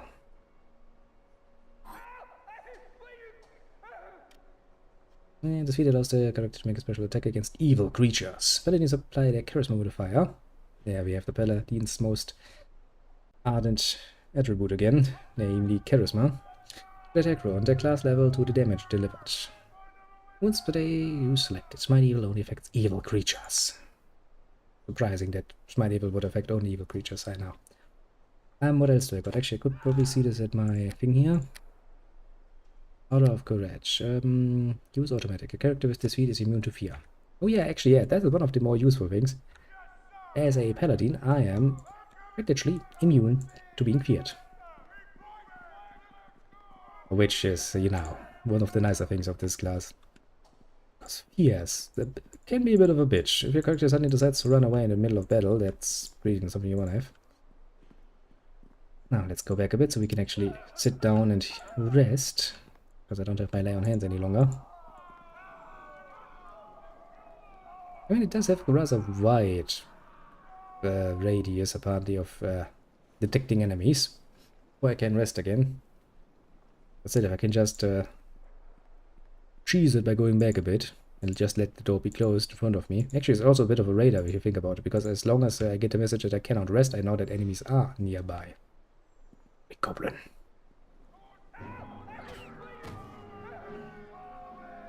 Now, if I could find the shield somewhere, that would be an amazing feat. Let's see you, goblin. Who do you think you are? Hmm? Yeah, you're dead. Much as of you. To be fair, still I'm feeling the charm, honestly. This game has a lot of it. As do many of old RPGs, especially if you played them back in the day and you replay them later on. You will feel the charm. It's great. Yeah, what do you have here? Wine. Yes, I can finally get drunk and forget about all of this nonsense.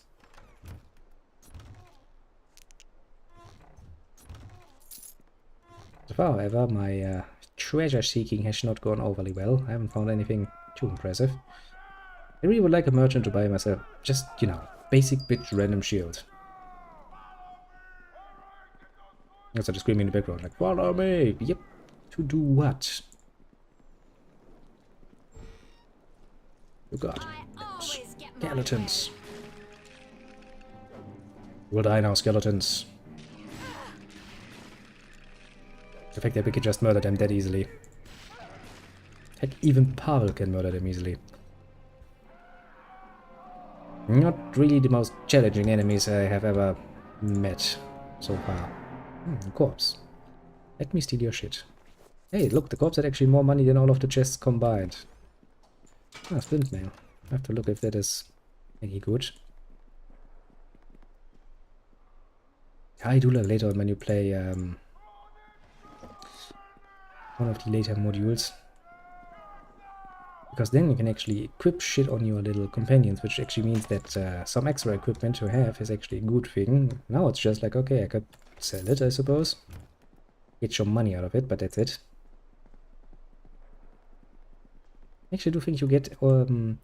there's one companion, if memory serves, that is a bard, and if you follow her questline, I think, to the end, she gives you an item, which gives you a charisma bonus, and those stat bonus actually stack, which means that you can basically get, what's it called, a Cloak of the Nymph or something, that gives you a charisma bonus plus her little, I think it was a necklace thing or something, which gives you amazing charisma bonuses. Which are pretty damn good for a fucking paladin. Tell you that much. Weak skeletons. Ouch, hit me. Oh, very nice of you. Also, I missed my take of opportunity. That too is not good.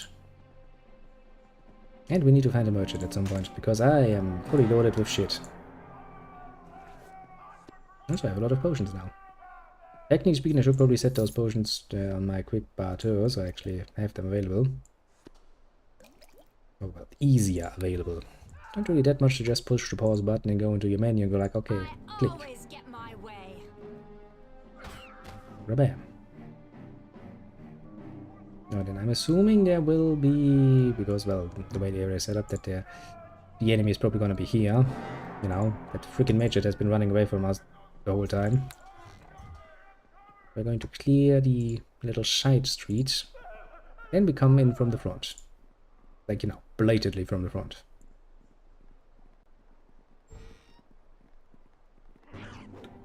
Will you look at that? Little sneaky goblin cunt. There. There. One hitting those little creatures in the head. Feels rather satisfying. Feels like you're actually powerful while you're level 2. I mean, to be fair, it's not like we have that high of a level cap of 20. Technically speaking, being level 2 is actually not that weak, comparatively speaking. Maybe there's then some of the more Japanese RPGs was like, yeah, here, take your character, he's level 1. Okay, what's my max level? 999. Well, thank you, game. That makes me feel good about myself. Jack! And no one here. Kinda figured as much. Okay, like a quick save. And see what happens. Ouch! You cuntish mage!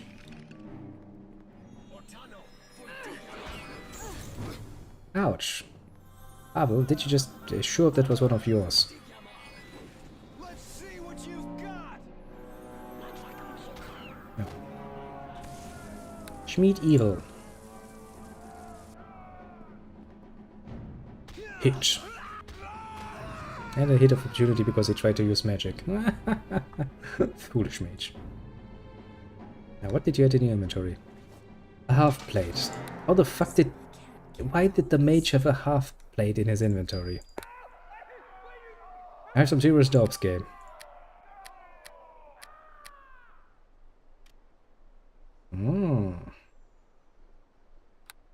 7 compared to my 5. It's 2 more armor class. Also, I have to get used to, because, well, I'm still, sometimes when I play this, start going back to thinking in Baldur's Gate terms, where less AC is actually better. Because the game counts different. You can actually have a minus AC in that one, which is the best you can achieve as a warrior. While most other games, of course, do the usual and obvious thing of counting up, so that you don't get confused. No, I'm a bit encumbered, but that shouldn't really do much.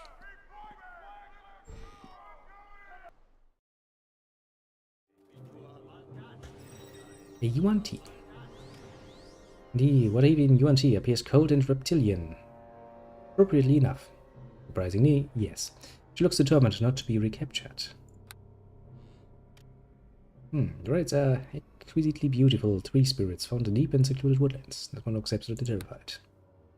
A goblin elite, a weak goblin, Fentic, a weak goblin, a weak goblin, a Dester.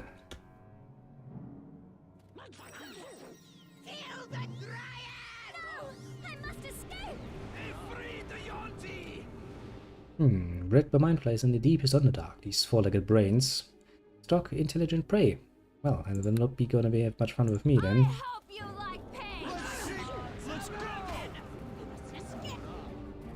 You shall hurt all of you. Weak little goblins. Check. I can't really run, but you know, I'm trying. I'm trying.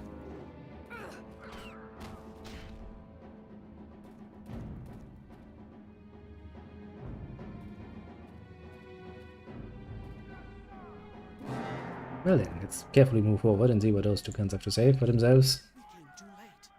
The creatures are lost. The academy students slain. Hey, that's not true. No, this cannot be. How could this happen? I'm still around, and I'm not slain. All is lost, Fentic. The nymph has fled. The Yonti and the other creatures have escaped into the streets of the city. And where was Erebeth during all this?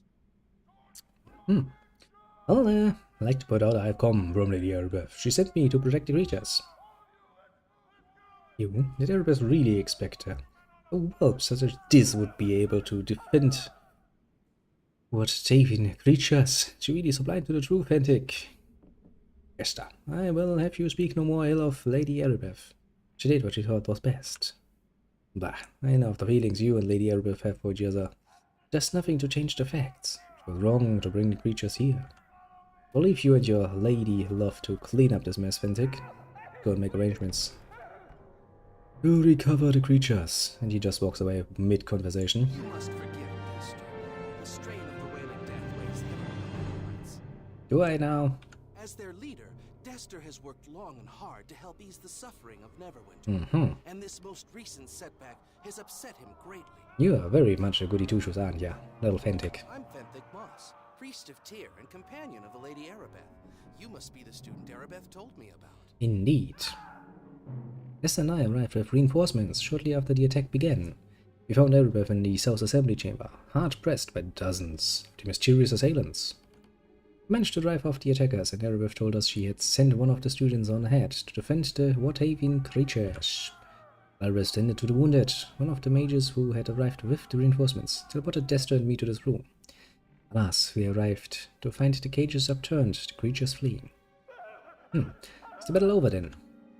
A few striking goblins are all that remains of our attackers, but I fear we have lost this battle. Our Watavian creatures are gone. I have no clues as to who planned the attack, and I doubt any prisoners we take will know anything about who's truly behind this. In any case, discovering their identity is secondary. First priority must be to recapture the Watavian creatures, so that we may extract a cure for the Wailing Death. Well, of course, since we are also a good person, I will be like, I will help you this task, Fentic.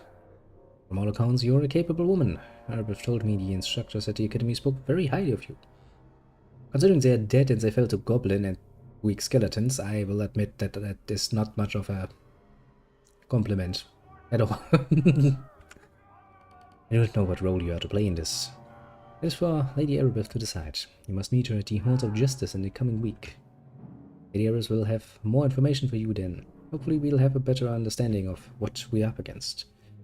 We must all do our part. Okay, so some questions? Times of yes. Yeah. So tell me about yourself. I am a servant of Tyr, nothing more, nothing less. Serve Neverwinter. This is my duty. My heart weeps as the city suffers. When Nesher appointed Erebeth to find a cure for the plague, I vowed to stay by my lady's side throughout the ordeal. We are inseparable. So, you and Erebeth are lovers. Erebeth and I are one of heart. That is true. It is surprising. We're both disciples of Tyr, both servants of Neverwinter. We draw our strength from each other during these difficult times. In duty, in our faith, and in our love, we'll find a way to beat the waiting death. Sorry, that's too much romance at once. I'm getting the necessary feeling that I want to choke myself to death. Tell me about Erebeth then. Erebeth is the shining light who must guide our way. Jesus Christ. She's a paladin of Tyr, and only her courage and the devotion to Neverwinter surpasses her grace and beauty. Aha. Tell me about, well, the asshole then, not but about Dester. Dester's a good man, though the waiting death weighs heavily on him. He does not serve Tyr as my lady Erebeth or I do. His devotion to Helm is most admirable.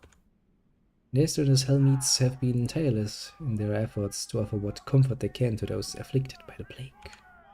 I wish Erebeth and Dester could set aside their personal differences. No matter which god we serve, we must all work together in these troubled times. Well, then tell me more about the creatures. Erebeth is the only one who has the authority to speak of such things, freely. Okay. And can I ask anything else? No. Okay, I will meet you at the Halls of Justice within the week then. Much to attend to in the coming week. Erebeth and I will meet you at the temple. May Tyr's blessing be upon you. Yay, free leveling up. I'll take it. Where is it? Persuade. Become better at talking people down. More height. More discipline. So basically 1 level, 2 levels is 4. So 4 levels more than we have height done, and then we'll take 1 point in heal probably. Yeah, that's probably where we're going to level up for. Now, we get a new feat. What would be good? Probably the weapon focus would actually be a good thing, but we already took those. So what next? Toughness is good because it gives you more health points, which is pretty good for a melee fighter.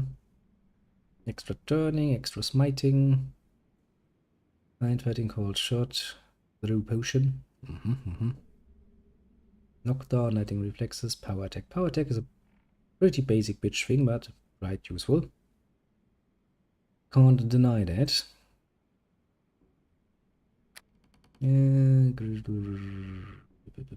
Longbow, yeah, we already have the one we need.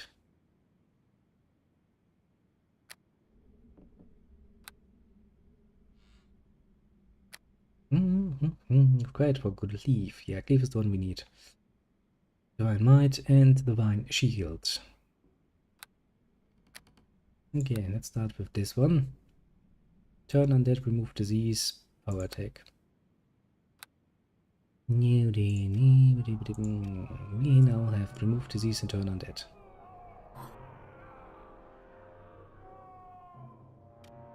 Where's my remove disease? Turn undead, how does it work at this one again? I've got to get force undead to flee terror, disability, maybe active 3 times per day, blah blah blah, attacks level, blah blah blah. Okay, it's a nice thing to do against the undead. I see. Anything else I need to know, game? Did I learn anything else?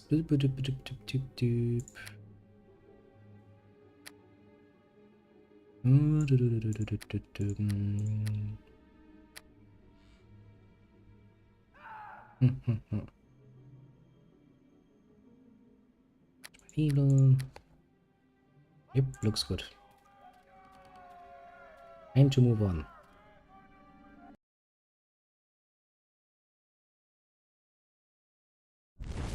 In one brutal attack, The promise of those at the academy had been all but snuffed out. Oh no! Hope disappeared with the Waterdavian creatures, and the weight of the terrible sickness pressed down on the city once more. Ah, horrible. Even more chilling, the whispered rumors of enemies seeking to destroy Neverwinter from within had proved true. Though the identity of those responsible for the slaughter was as yet unknown. Still, a flicker of hope yet remained, for not all had died in attack. From the bloody carnage at the academy, a survivor had stepped forward, a champion to carry the torch in this darkest hour. You really think it's a good idea that to be me, eh? One hell of a statement. You were quick to answer the summons. Hmm. Allow me to be the first to welcome you to the halls of justice. This is a mistake, Fentic. We know nothing about this well. How can you so blindly trust them? Mostly because I'm a paladin, which means by my nature I am good. What more do you need? Esther, please. I showed great promise throughout her training at the academy. It has done even more in this week since the attack.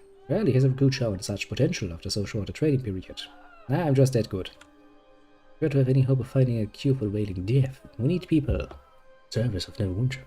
I am honored to serve Neverwinter, Fentic. Still say we should put our faith in my helmet brethren. Though, rather than an unproven girl. Erebeth stole holds play in the highest regard. Lord Nesher placed her in charge, not you. Please, you must forgive Esther. The plague takes a heavy toll on us all. Well, made even greater in the past weeks by the attack on the academy, loss of the cure. Ah, I understand, Fentic. These are troubled times. You speak more truth than you know. In the academy walls, the true horror of the wailing death had yet to be felt. Yeah, I'm totally looking forward to going outside and plundering plague-ridden corpses. That makes a lot more sense than the other way around. Corpse-ridden plagues. Valentine of Neverwinter has done little to halt the spread of the wailing death. Bonfires burn night and day as the city watch dispose of the dead. The corpses are piled ever higher. Now we can do to contain the chaos and maintain order within the various city districts. Rumors run rampant. The citizens are on the verge of a panic. Rumors, you say? Because the plague cannot be cured by the priests or clerics of the city. Some claim it's an unnatural thing sent by an unknown enemy, bent on destroying Neverwinter. The attack on the academy in these past weeks will only make things worse, Fentic. People learn how Erebeth lost the cure through her lack of faith. Esther, I will not have you question the face of my true love. Erebeth believed the academy to be a safe haven. Anyway, it is not our place to even discuss such things. My lady Erebeth is in charge, appointed by Lord Nesher himself to stop the wailing death. We must talk to her. Soon as possible. Can you answer some questions now? It's important that you speak with Erebeth soon, but I will not refuse your request. So what do you know about the attack on the academy? I learned very little in the week after the attack occurred. You're one of the few who survived. The instructors were slaughtered, and only a handful of the students are left. That really doesn't speak highly of the academy, still. You must uphold the legacy of the academy. Sounds like that's just telling me to die. I know you will be equal to the task. Rarely is a recruit shown as much promise as you.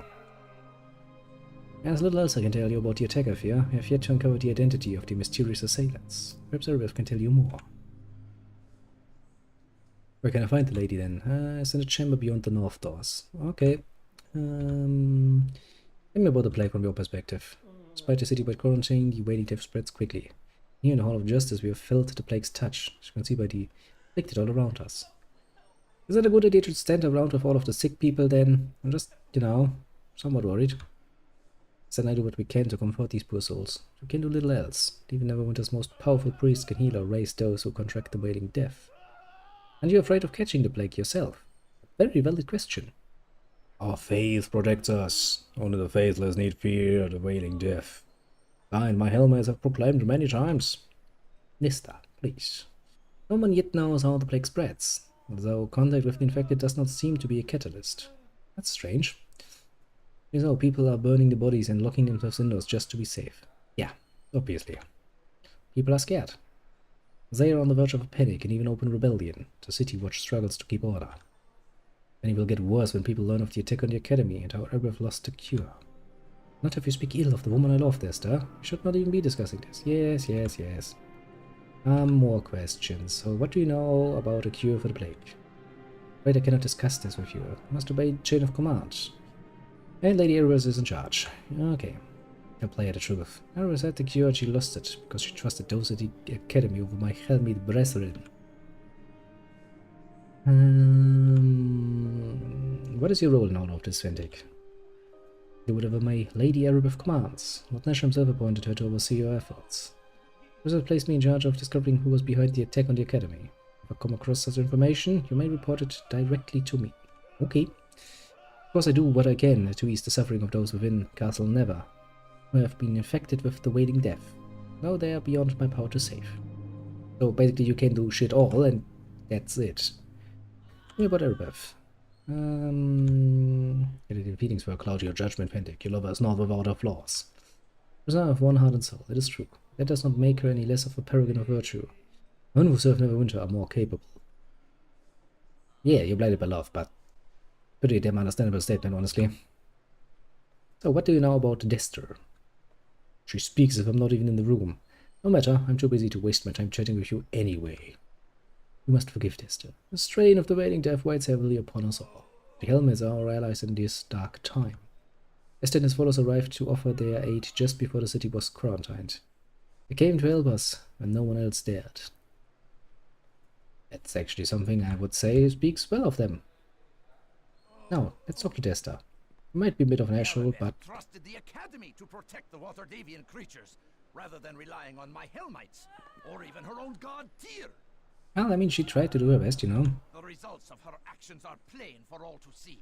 Yet even now, she would rather trust a whelp such as you than rely on my Helmites. Yeah, because by nature, because that's how the system works, who's more trustworthy than a paladin in D&D? No one, because the alignment system fucks them over. As long as I can be considered a paladin, I will be the best person to trust, because I quite literally cannot betray anyone. Let's talk to the nurse. I greet you. Questions, woman. Oh, what can you tell me about the plague? As much as most, less than some. You've seen a share of the dead dying since I started to work here. Have you heard anything about a cure for the wailing death? There's no cure for the plague, everybody knows that. What you can do is try to ease their suffering. But you haven't heard the rumors about a cure from Waterdeep. A cure from Waterdeep? Are they going to get it here with Neverwinter under quarantine? Throw it up over the walls? You're talking crazy. Okay, apparently that's not common knowledge, huh? It's good to know. Did you hear anything about the attack on the academy? I heard Fentic and Dester whispering about it once. They climbed up as soon as they saw me. That Dester gave me a foul look. Inside, you don't like Dester much, do you? He's sour, that one. Bitter man with a sharp tongue. He's a man of the cloth, and his Helmites do good work around the city, helping the sick. He's not a real friendly sort, but I guess there ain't no crime. I just try to stay out of his way. Have you heard any rumors lately? We had my share. Stenner was always arguing, and Fentic's always trying to keep the peace. None of them paying attention to a quiet little nurse going about her duties. I've heard all sorts of stuff about each and every one of them. Tell me what you've heard about Dester. Erebeth doesn't like him, I know that much. He's got a sharp tongue and a sour face, but I think it's more than that. Not really my place to speak of such thing. Oh, we can use your persuade skill for once. Come now, telling me he won't do any harm now, would it? Dester and his helmets showed up soon after the plague started, just in time to get locked inside the city when the quarantine hit. As I say, they came because they heard about Neverwinter's suffering. Seems like odd timing to Lady Erebeth, so she told Fentic once. Interesting. Lady Erebeth was always telling Fentic not to put so much faith in Dester and his Helmites. No dare lovers. Fentic and Erebeth, I mean. Of course you know, everybody knows. How about Fentic? Poor Fentic, he's caught in the middle between Dester and Erebeth. Just ends up having to pick one side or the other, and they argue about how to save the city. I think he'd always side with Erebeth, since they are lovers. But Fentic's an honest man, and when Erebeth is wrong, he's not afraid to tell us. Yeah, speaks well of him. On your way then, I've got too many sick and suffering to waste my time on long goodbyes. Well, we learned a few things. Also, it is kinda strange, isn't it, that he appeared with such good timing to get himself locked in. Maybe he wants to establish, you know, Helm as the major god of this nice place. must speak with you. I'm on my way. Welcome to you. I regret I did not get a chance to introduce myself properly to you while you were training at A bit too late. We all know who you are at this point. I am Lady Erebeth de Tilmarand, paladin in the service of Tyr, and the right hand of Nasha Alagondar, Lord of Neverwinter. I have been waiting for you. Came as quickly as I could, Lady Erebeth. I have been following your progress since your early training at the Academy. Neverwinter has need of one like you if we are to survive the Wailing Death. Yes, yes, surely I am the only hope we have left. Which means the city is doomed, but that's not really a problem. The attack on the Academy doused the one faint spark of hope the city had. I need you to help recover that which we have lost. It will be an honor to serve you, Lady I knew I Erebeth. could count on you. There are many rumors about the plague, but if you are to aid me in this, it is important you know the truth about the Wailing Death. Well then, do talk. Our divine healers can do nothing to help those afflicted by the Wailing Death. I mean, yes, we And know. even our most powerful magic cannot raise those who succumb to the illness. Yeah, we have heard that like a billion times at this point. Do we have any new information though? But a short time ago, we had word that Kelvin Blackstaff Arunson, the famous Archmage of Waterdeep, had discovered a potential cure, one that might be concocted from the essence of 4 rare and magical creatures. I've heard such rumors before. Under great secrecy, the 4 creatures were gathered in Waterdeep, then sent here to Neverwinter. As strange a menagerie as any has ever set eyes on. A cockatrice, an intellect devourer, a yonti, and a dryad. Sounds like a very interesting start of a joke. You know, a cockatrice, an intellect devourer, a UNT, and a dryad enter a bar, basically. I ordered them sent to the Academy, Neverwinter's renowned training institution for adventurers of every ilk. I once studied there myself, and I thought the instructors and students were loyal to Lord Nasher. I mean, yes, potentially. That's a reasonable argument to make. And then the Academy was attacked. You were there. You saw the slaughter. The attack caught us unprepared. You are one of only a handful of survivors from the carnage of the Academy. Fenthic and Dester arrived with reinforcements, but during the confusion of battle, the Waterdavian creatures disappeared into the streets of Neverwinter, and our hopes of a cure vanished with them. So how may I serve you in this then, Lady Erebeth? Your task in this is twofold. First, find the Waterdavian creatures and bring them back to me, at any cost. We need to harvest components from these creatures if we are to concoct a cure for the Wailing Death. Had I figured that much? This is your most important duty. Well, obviously. Second, we must discover who was behind the attack on the Academy. Any evidence you uncover in this matter should be brought to Fenthic. He is the one assigned the task of unmasking our hidden enemy. So, sure, I will do as you command. I ask for your discretion in this matter. Yeah, I can navigate. News of the attack and strange creatures roaming the city will only add to the panic and chaos already in the streets. Yeah, I can figure as much. To aid you in your task, I will give you this Stone of Recall. You will find it to be a valuable tool in your quest. Indeed. How does it work? You can activate the Stone of Recall at any time, and it will instantly teleport you and anyone in your service back here to the Temple of Tyr. Which basically makes this my home base. Anytime you go through the teleportation portal in Tyr's temple, it will instantly send you and any companions back to the place your stone was last activated. That's handy. There is Very little handy. else I can tell you about this mission. Whenever you need provisions, come speak to me again, and I can sell them to you through the store here at Tyr's temple. Very good to know, because I have shit to sell. Take this gold so you can buy the necessary supplies for your mission. Remember to stock up on healing potions before you go. They will be critical to your survival. Well, I will begin my search for the Waterdavian creatures at once. You might want to seek someone to accompany you in your mission. There are a number of mercenaries for hire at the Trade of Blades located in the Yeah, city basically hall. anything that be good would be magic orientated, or for example a bard would be good because of the buffs they can give. Mage would be good for the simple obvious fact that we do not have any arcane magic or else. A good place to begin your search for the missing creatures might be the Peninsula District. There have been several eyewitness accounts of strange beasts in the area. Farewell. May Tyr guide your steps. Yeah, it's probably not going to be Tyr, and I'm not nearly as much of a merciful god than Tyr might be. I don't actually think Tyr is that much of a merciful god. Welcome. Do you have news of the missing Waterdavian creatures? I require temple services. I just want to sell some shit to you. First, let's sell all of the books. All of the spells we will never be able to use because, well, we not be a magic caster. Although playing magic casters can be fun. No, let's sell the wine because getting drunk is probably not a good idea. Potion of bull strength. That's actually useful for me. Ring. The shitty thing.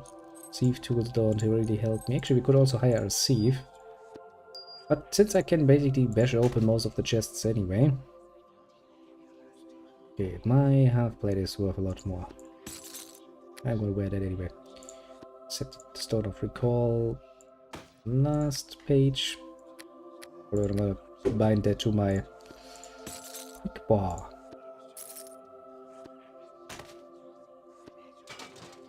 Cat's Grace. Yeah, that's not going to help me because that's dexterity, isn't it? Yeah, that spell is dexterity. Okay, we have some money now. I need a shield.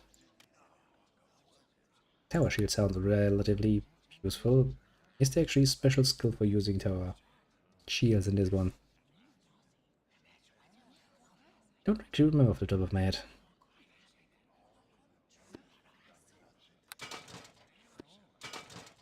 Boom. Giant shield. I think that's actually all I'm going to buy off of you because, well, I don't yet have that amount of money that we need to make good use. Let's make it like this. These can go here. And my stone of recall can go here. Bam. Very useful. Oh yeah, and that's where I can see all of the items I dropped. Basically, if you drop something on the ground and it lies somewhere in the world, you can use this thing to get them back, which is rather useful. Hello to you. Federal assistance carried a mission to recover the missing War-Taping creatures. However, magic is not of healing nature. My skills are tied to the teleportation portal. Yeah. You can talk to him again. Hey, got him to go back.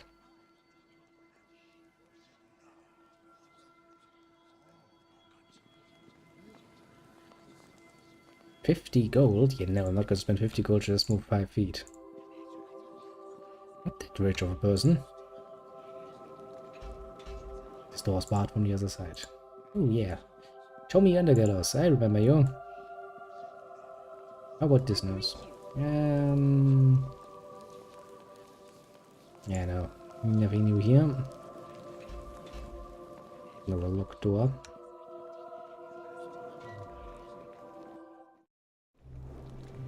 Hello, Olaf. Whoever you are. Greetings of the even-handed to you. Welcome to the House of Tyr. I am Reverend Judge Olaf Uskar, in service of the maimed god. Hello there. Will you answer some questions, please? The Siren Home welcomes your well-mannered address. Ask what you will, and I shall respond as I'm able. What is your position here? We administer to the plague sufferers. Previously, we were working on artifact recovery, which may be even more important now. Certainly you will understand the importance of it. We work with the gate of a paladin. We need that kind of dedication. Weeks before the plague, we uncovered the tomb of Yeslasnia Fairblade. She traveled widely with Otherwise Never, founder of Neverwinter. It was a great discovery. Give clues to the whereabouts of the founder's resting place. It would have been a great discovery indeed. A plague undoubtedly complicated things. Yes, it did. It is very unfortunate, because pursuing these tombs becomes all the more important when the city in crisis as it is. People are scared, and the lack of progress on a cure has diminished their hopes, and it is what buoy their spirits.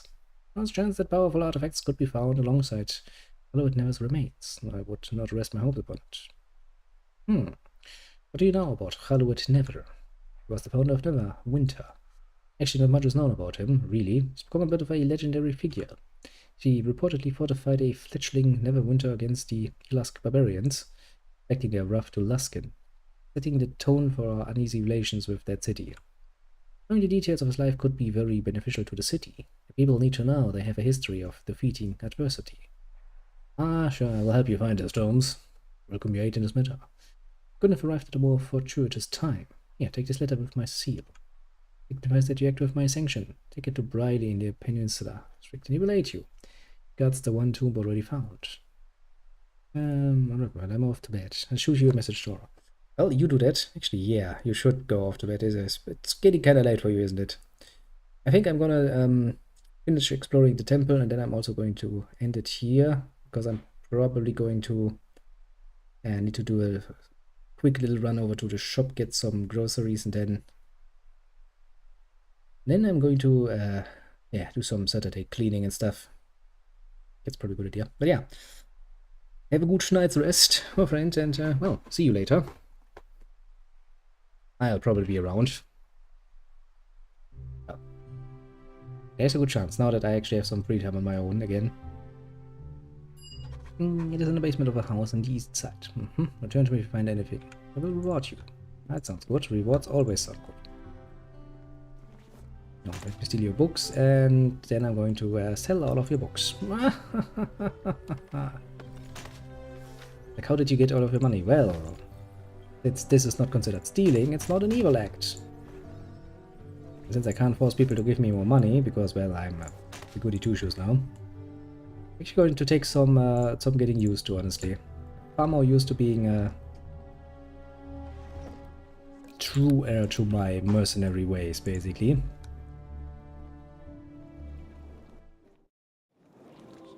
But oh well. Yo, Aribeth. Long time no see. Welcome. Do you have news of the missing water Davian creatures? Of course. I will do my best to help with whatever you need to know. Give information as to where the creatures might be. There are many rumors, and I would not like to give you any false leads. However, there is something that seems reliable. There have been some promising reports from the prison district. Several eyewitness accounts indicate a strange creature is wandering the area. Or was a short time ago. But there is no guarantee the reports are accurate. The creatures could be in any one of the city districts. I shall leave it up to you where you want to take your search. Yeah, we can basically go into every last one of them, but starting there is probably a good idea. Is there anything else? So, what do you think of this stuff? I think the Hellmite is arrogant, sanctimonious, self-righteous, and holier than thou. That's nice. Forgive me for being so blunt, but Dester and I do not see eye to eye. Dester challenges my every decision on general principle, or so it would seem. He is constantly accusing me of abandoning my faith and not trusting enough in the power of the divine. So, why do you put up with him? Sometimes I think Dester and his Hellmites do more to hinder my efforts than help them. But Venthic assures me they bring hope to the city, and hope is something the people desperately need. It is a very good point you're making there. Is there anything else? So, tell me about Venthic. It is no secret that Venthic and I are lovers. Mm-hmm, Our feelings for each other are only matched by our devotion to Tyr and our loyalty to Neverwinter. Yeah, all of those goody two-shoes. Horrible. Although Horrible indeed. has placed me in charge of finding Well, what can we do? I could not do this without Venthic's help. His faith and conviction are a comfort to me in times of darkness. Is there anything else? So, how about yourself? I am not one to boast of my accomplishments. Suffice to say that I am a paladin of Tyr, and I am honored Lord Nasher has placed me in charge of finding a cure for the Wailing Death. You could tell me a bit more about your life story, but okay. So, I will do my best to answer what question. It was a slaughter, as you well know. well, yes. Only a handful of hundreds training and teaching at the academy survived. Which really doesn't speak well of the academy, as I would like to point out again, but oh well. Not discovered the identity of those behind the attack, but the enemy knew the Watadavian creatures were there. How they came by that knowledge is a troubling prospect. Take any information concerning who may be behind the attack straight to Venthic. Okay. What about the Wailing Death? The first victims were reported several months ago, and within days it had spread to all corners of the city. It was not the That's first quite plague fast. Neverwinter has suffered, but it is by far the worst. Interesting. Unlike other sicknesses, the Wailing Death seems to resist all efforts to cure it, including the divine magic of the priests. Perhaps that is what makes it so terrible. Well, the room next door is full of plague victims. Aren't you scared of being infected? The plague does not seem to spread through contact with the infected. Which makes no sense whatsoever, but okay. Sick without becoming ill, and some who lock themselves alone indoors contract the illness. Which would imply that it's also not getting spread through the air or something, which is rather We interesting. have quarantined the city, but that is mostly to help the Watch maintain order. It has done little to halt the spread, though some districts remain unaffected. Perhaps that is what is so terrible about this affliction. There is no rhyme or reason to it. Seemingly no way to guard Kind of against interesting, it, honestly, and until we have because it doesn't seem to follow any normal procedures for how to spread your illness. Is there something else I can help you with? So what about the It was creatures? Helban Blackstaff Arunson, the Archmage of Waterdeep, who discovered the potential Well, yeah, cure. we know. However, we have not even had a chance to test it. If Blackstaff is right, the cure requires feathers from a cockatrice, the brain of an intellect devourer, blood from a Yonti, and a lock of hair freshly plucked from a dryad's head. Is there more you would know? Any information about the creatures I can provide to help you locate them will be freely given, of course. So tell me about the cockatrice. A cockatrice resembles a hybrid of chicken, lizard, and bat. Great. They are repulsive Combination. beasts that can petrify opponents. You must be extremely cautious when dealing with this beast. Is there more you would know? What do you want to? The Yonti are a race of beings whose bloodlines are a mixture of human and snake. They can be any combination of snake and human. They are highly intelligent, and many of the creatures practice magic. It is rumored that some even have the ability to alter their shape. That would be a bit of troublesome, because if that thing changes its shape, then we would not be able to actually find it now, would Is we? there more you would know? About the Any intellect devourer, information please. The intellect devourer is a truly horrible entity, resembling a large fleshy brains with legs.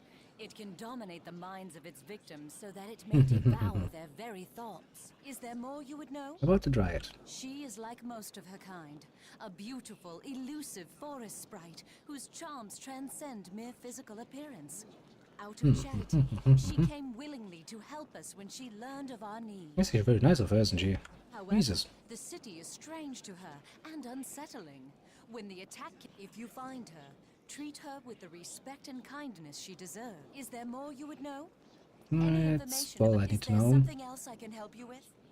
I get some I have supplies. the city- Is there something else I can help you with? No, that's banned from that menu, so we need to go in. I require your services. I found some random books. Would you like to take them off me? Don't ask me where I found those, though. Probably didn't steal them from here now. We had adjudicate or something. It did totally not. The letter bears the seal of the Reverend Judge Olaf, your mother, whatever. Don't need to know his name, we just need to know that we now have a nice little thing for that. Well then, I guess we have so far done all we can. Voila there! You have the smell of a prospective employer about you. Jesus, Not that it's I have a good easy to nose. smell anything with all the burning corpses in this city, mind you. Never seen this many flies outside of a Callum shot alehouse. Well, who the fuck are you? Me? Why, I'm none other than the renowned rook, Tommy Undergallows. Grin to my friends, Tommy grin to the laces, and that damn halfling to anyone in a position of respectable authority. Can forgive you for not having heard of me, however. I hail most recently from Kellenport. That's a long way for even my reputation to travel. Give it another week, personally. What are you doing in the church? Could ask you the same question, now couldn't I? Well, if you have to know the truth, I was being chased by a pack of hooligans the day before yesterday when I darted in here.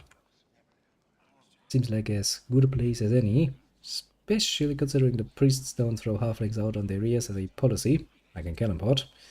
I've been hanging about looking for something to do. You always talk this much. Unless you're sneaking up for a good backstep on a sack of pretty mess, I really don't see the need for restraint. Silence is for the dead. So here they can be a bit chatty too, at times. Well, some licks have a tendency to be like, my evil master plan, do try to find my phylactery and stuff. Oh, running from your reputation, are ya? Nothing wrong with having a bit of a reputation, m'lady. Keeps the flies from settling, if you know what I mean. The heat gets too high, you just step out of the kitchen, right? You know how it goes, I'm sure. Rub some overfed human caliph of piggy lips, kiss his daughter is a lurk before you escape with the loot, and suddenly you're the most wanted man in Kellenshire. Yeah, that's precisely how that would work. As I super know that the he was so sensitive about his daughter. I should say it was worth it. It took flair, and I have flair. But no, that didn't treat me any better at first. He hunted you for kissing his daughter. Well, I used the word kissing loosely, my lady. Or Celeste was set to marry the Pasha's son, as long as she was a virgin. So, what happened then? Well, it seemed like a fine enough city for an enterprising young halfling like myself, on the surface anyway. I was surprised at what people get away with here. You can take a perfectly innocent man, accuse him of simple pickpocketing, and throw him in prison without even so much as a trial. Not a very fair one anyway. That judge was me. Fortunately, my stay in Neverwinter's fine prison system was a short one. I didn't arrange for my escape, oddly enough, but I was glad for it nevertheless. So you're a convict then? Technically, I suppose I am. Trust me, however, I have so many other things to worry about in that prison. Even if they thought I wasn't dead, they wouldn't trouble with me. Why do you say that? What trouble? Check going on within the prison I'm not entirely aware of, milady. To tell the truth, I had only been in the prison for a few days and was just starting to think about how depressing life was when it all began. The warden of the place began babbling some nonsense and started releasing all the prisoners. That's not what a warden is supposed to be doing. Even the truly despicable types, murderers, politicians, lawyers, you name it. God, not the lawyers and the politicians, please. You can't unleash those. What are the poor people going to do if they meet with them? I left the area quickly, of course, and wound up here at the temple. A nice safe place to be. Last I heard, them prisoners were all tearing up the Peninsula district, making a royal mess. Not the lawyers, though. They were just overcharging. So why would the warden release the prisoners? Very good question. My throat is not trying to kill me for it. I really can't say. Some of the other fellows were talking like there was some powerful prisoner who was controlling the warden and making him do these things. Sounds too strange to me. More likely was brainsick with the plague. Entire Peninsula district is in an uproar. However, I don't think the local constabulary has it under control either. Come to think about it, I saw more than a few people getting attacked in the street in broad daylight. Get to that part of town, you might want to take someone along who knows the roads. I'm looking for some help. How mission is it? My little pinky toes are quivering with curiosity. I set my danger sense. Yeah, it would go a long way toward explaining my recklessness. Well, what kind of mission are you on? I work for Lady Erebeth. I've been instructed to find several missing creatures. Might be used to find a plague cure. Not only a mission, but a legitimate heroic deed performed for the benefit of a cute elf. I hear you, my lady. I'm glad to help out. For the right price. So let's negotiate a bit, shall we? I can place my superior skills of theft, lockpicking, and swordplay at your disposal for any task you choose, providing you can provide me with a nice payment now. I rather doubt you'll find anyone else of my skill available, my lady. 200 gold pieces seem like a fair bargain, don't you agree? Seems a little expensive. I'll give you 150. How about we split the difference? 175. Deal. Good, I smell adventure at hand. Oh, I need to wash my socks, one of the two. Tag along with you, my lady, as best as I know how. As you tell me otherwise. If you want me to do something different, just give me a shout, right? Got yourself a companion. What can I tell you, actually? More actions. You're unable to view it. Yeah, I know. Handle traps.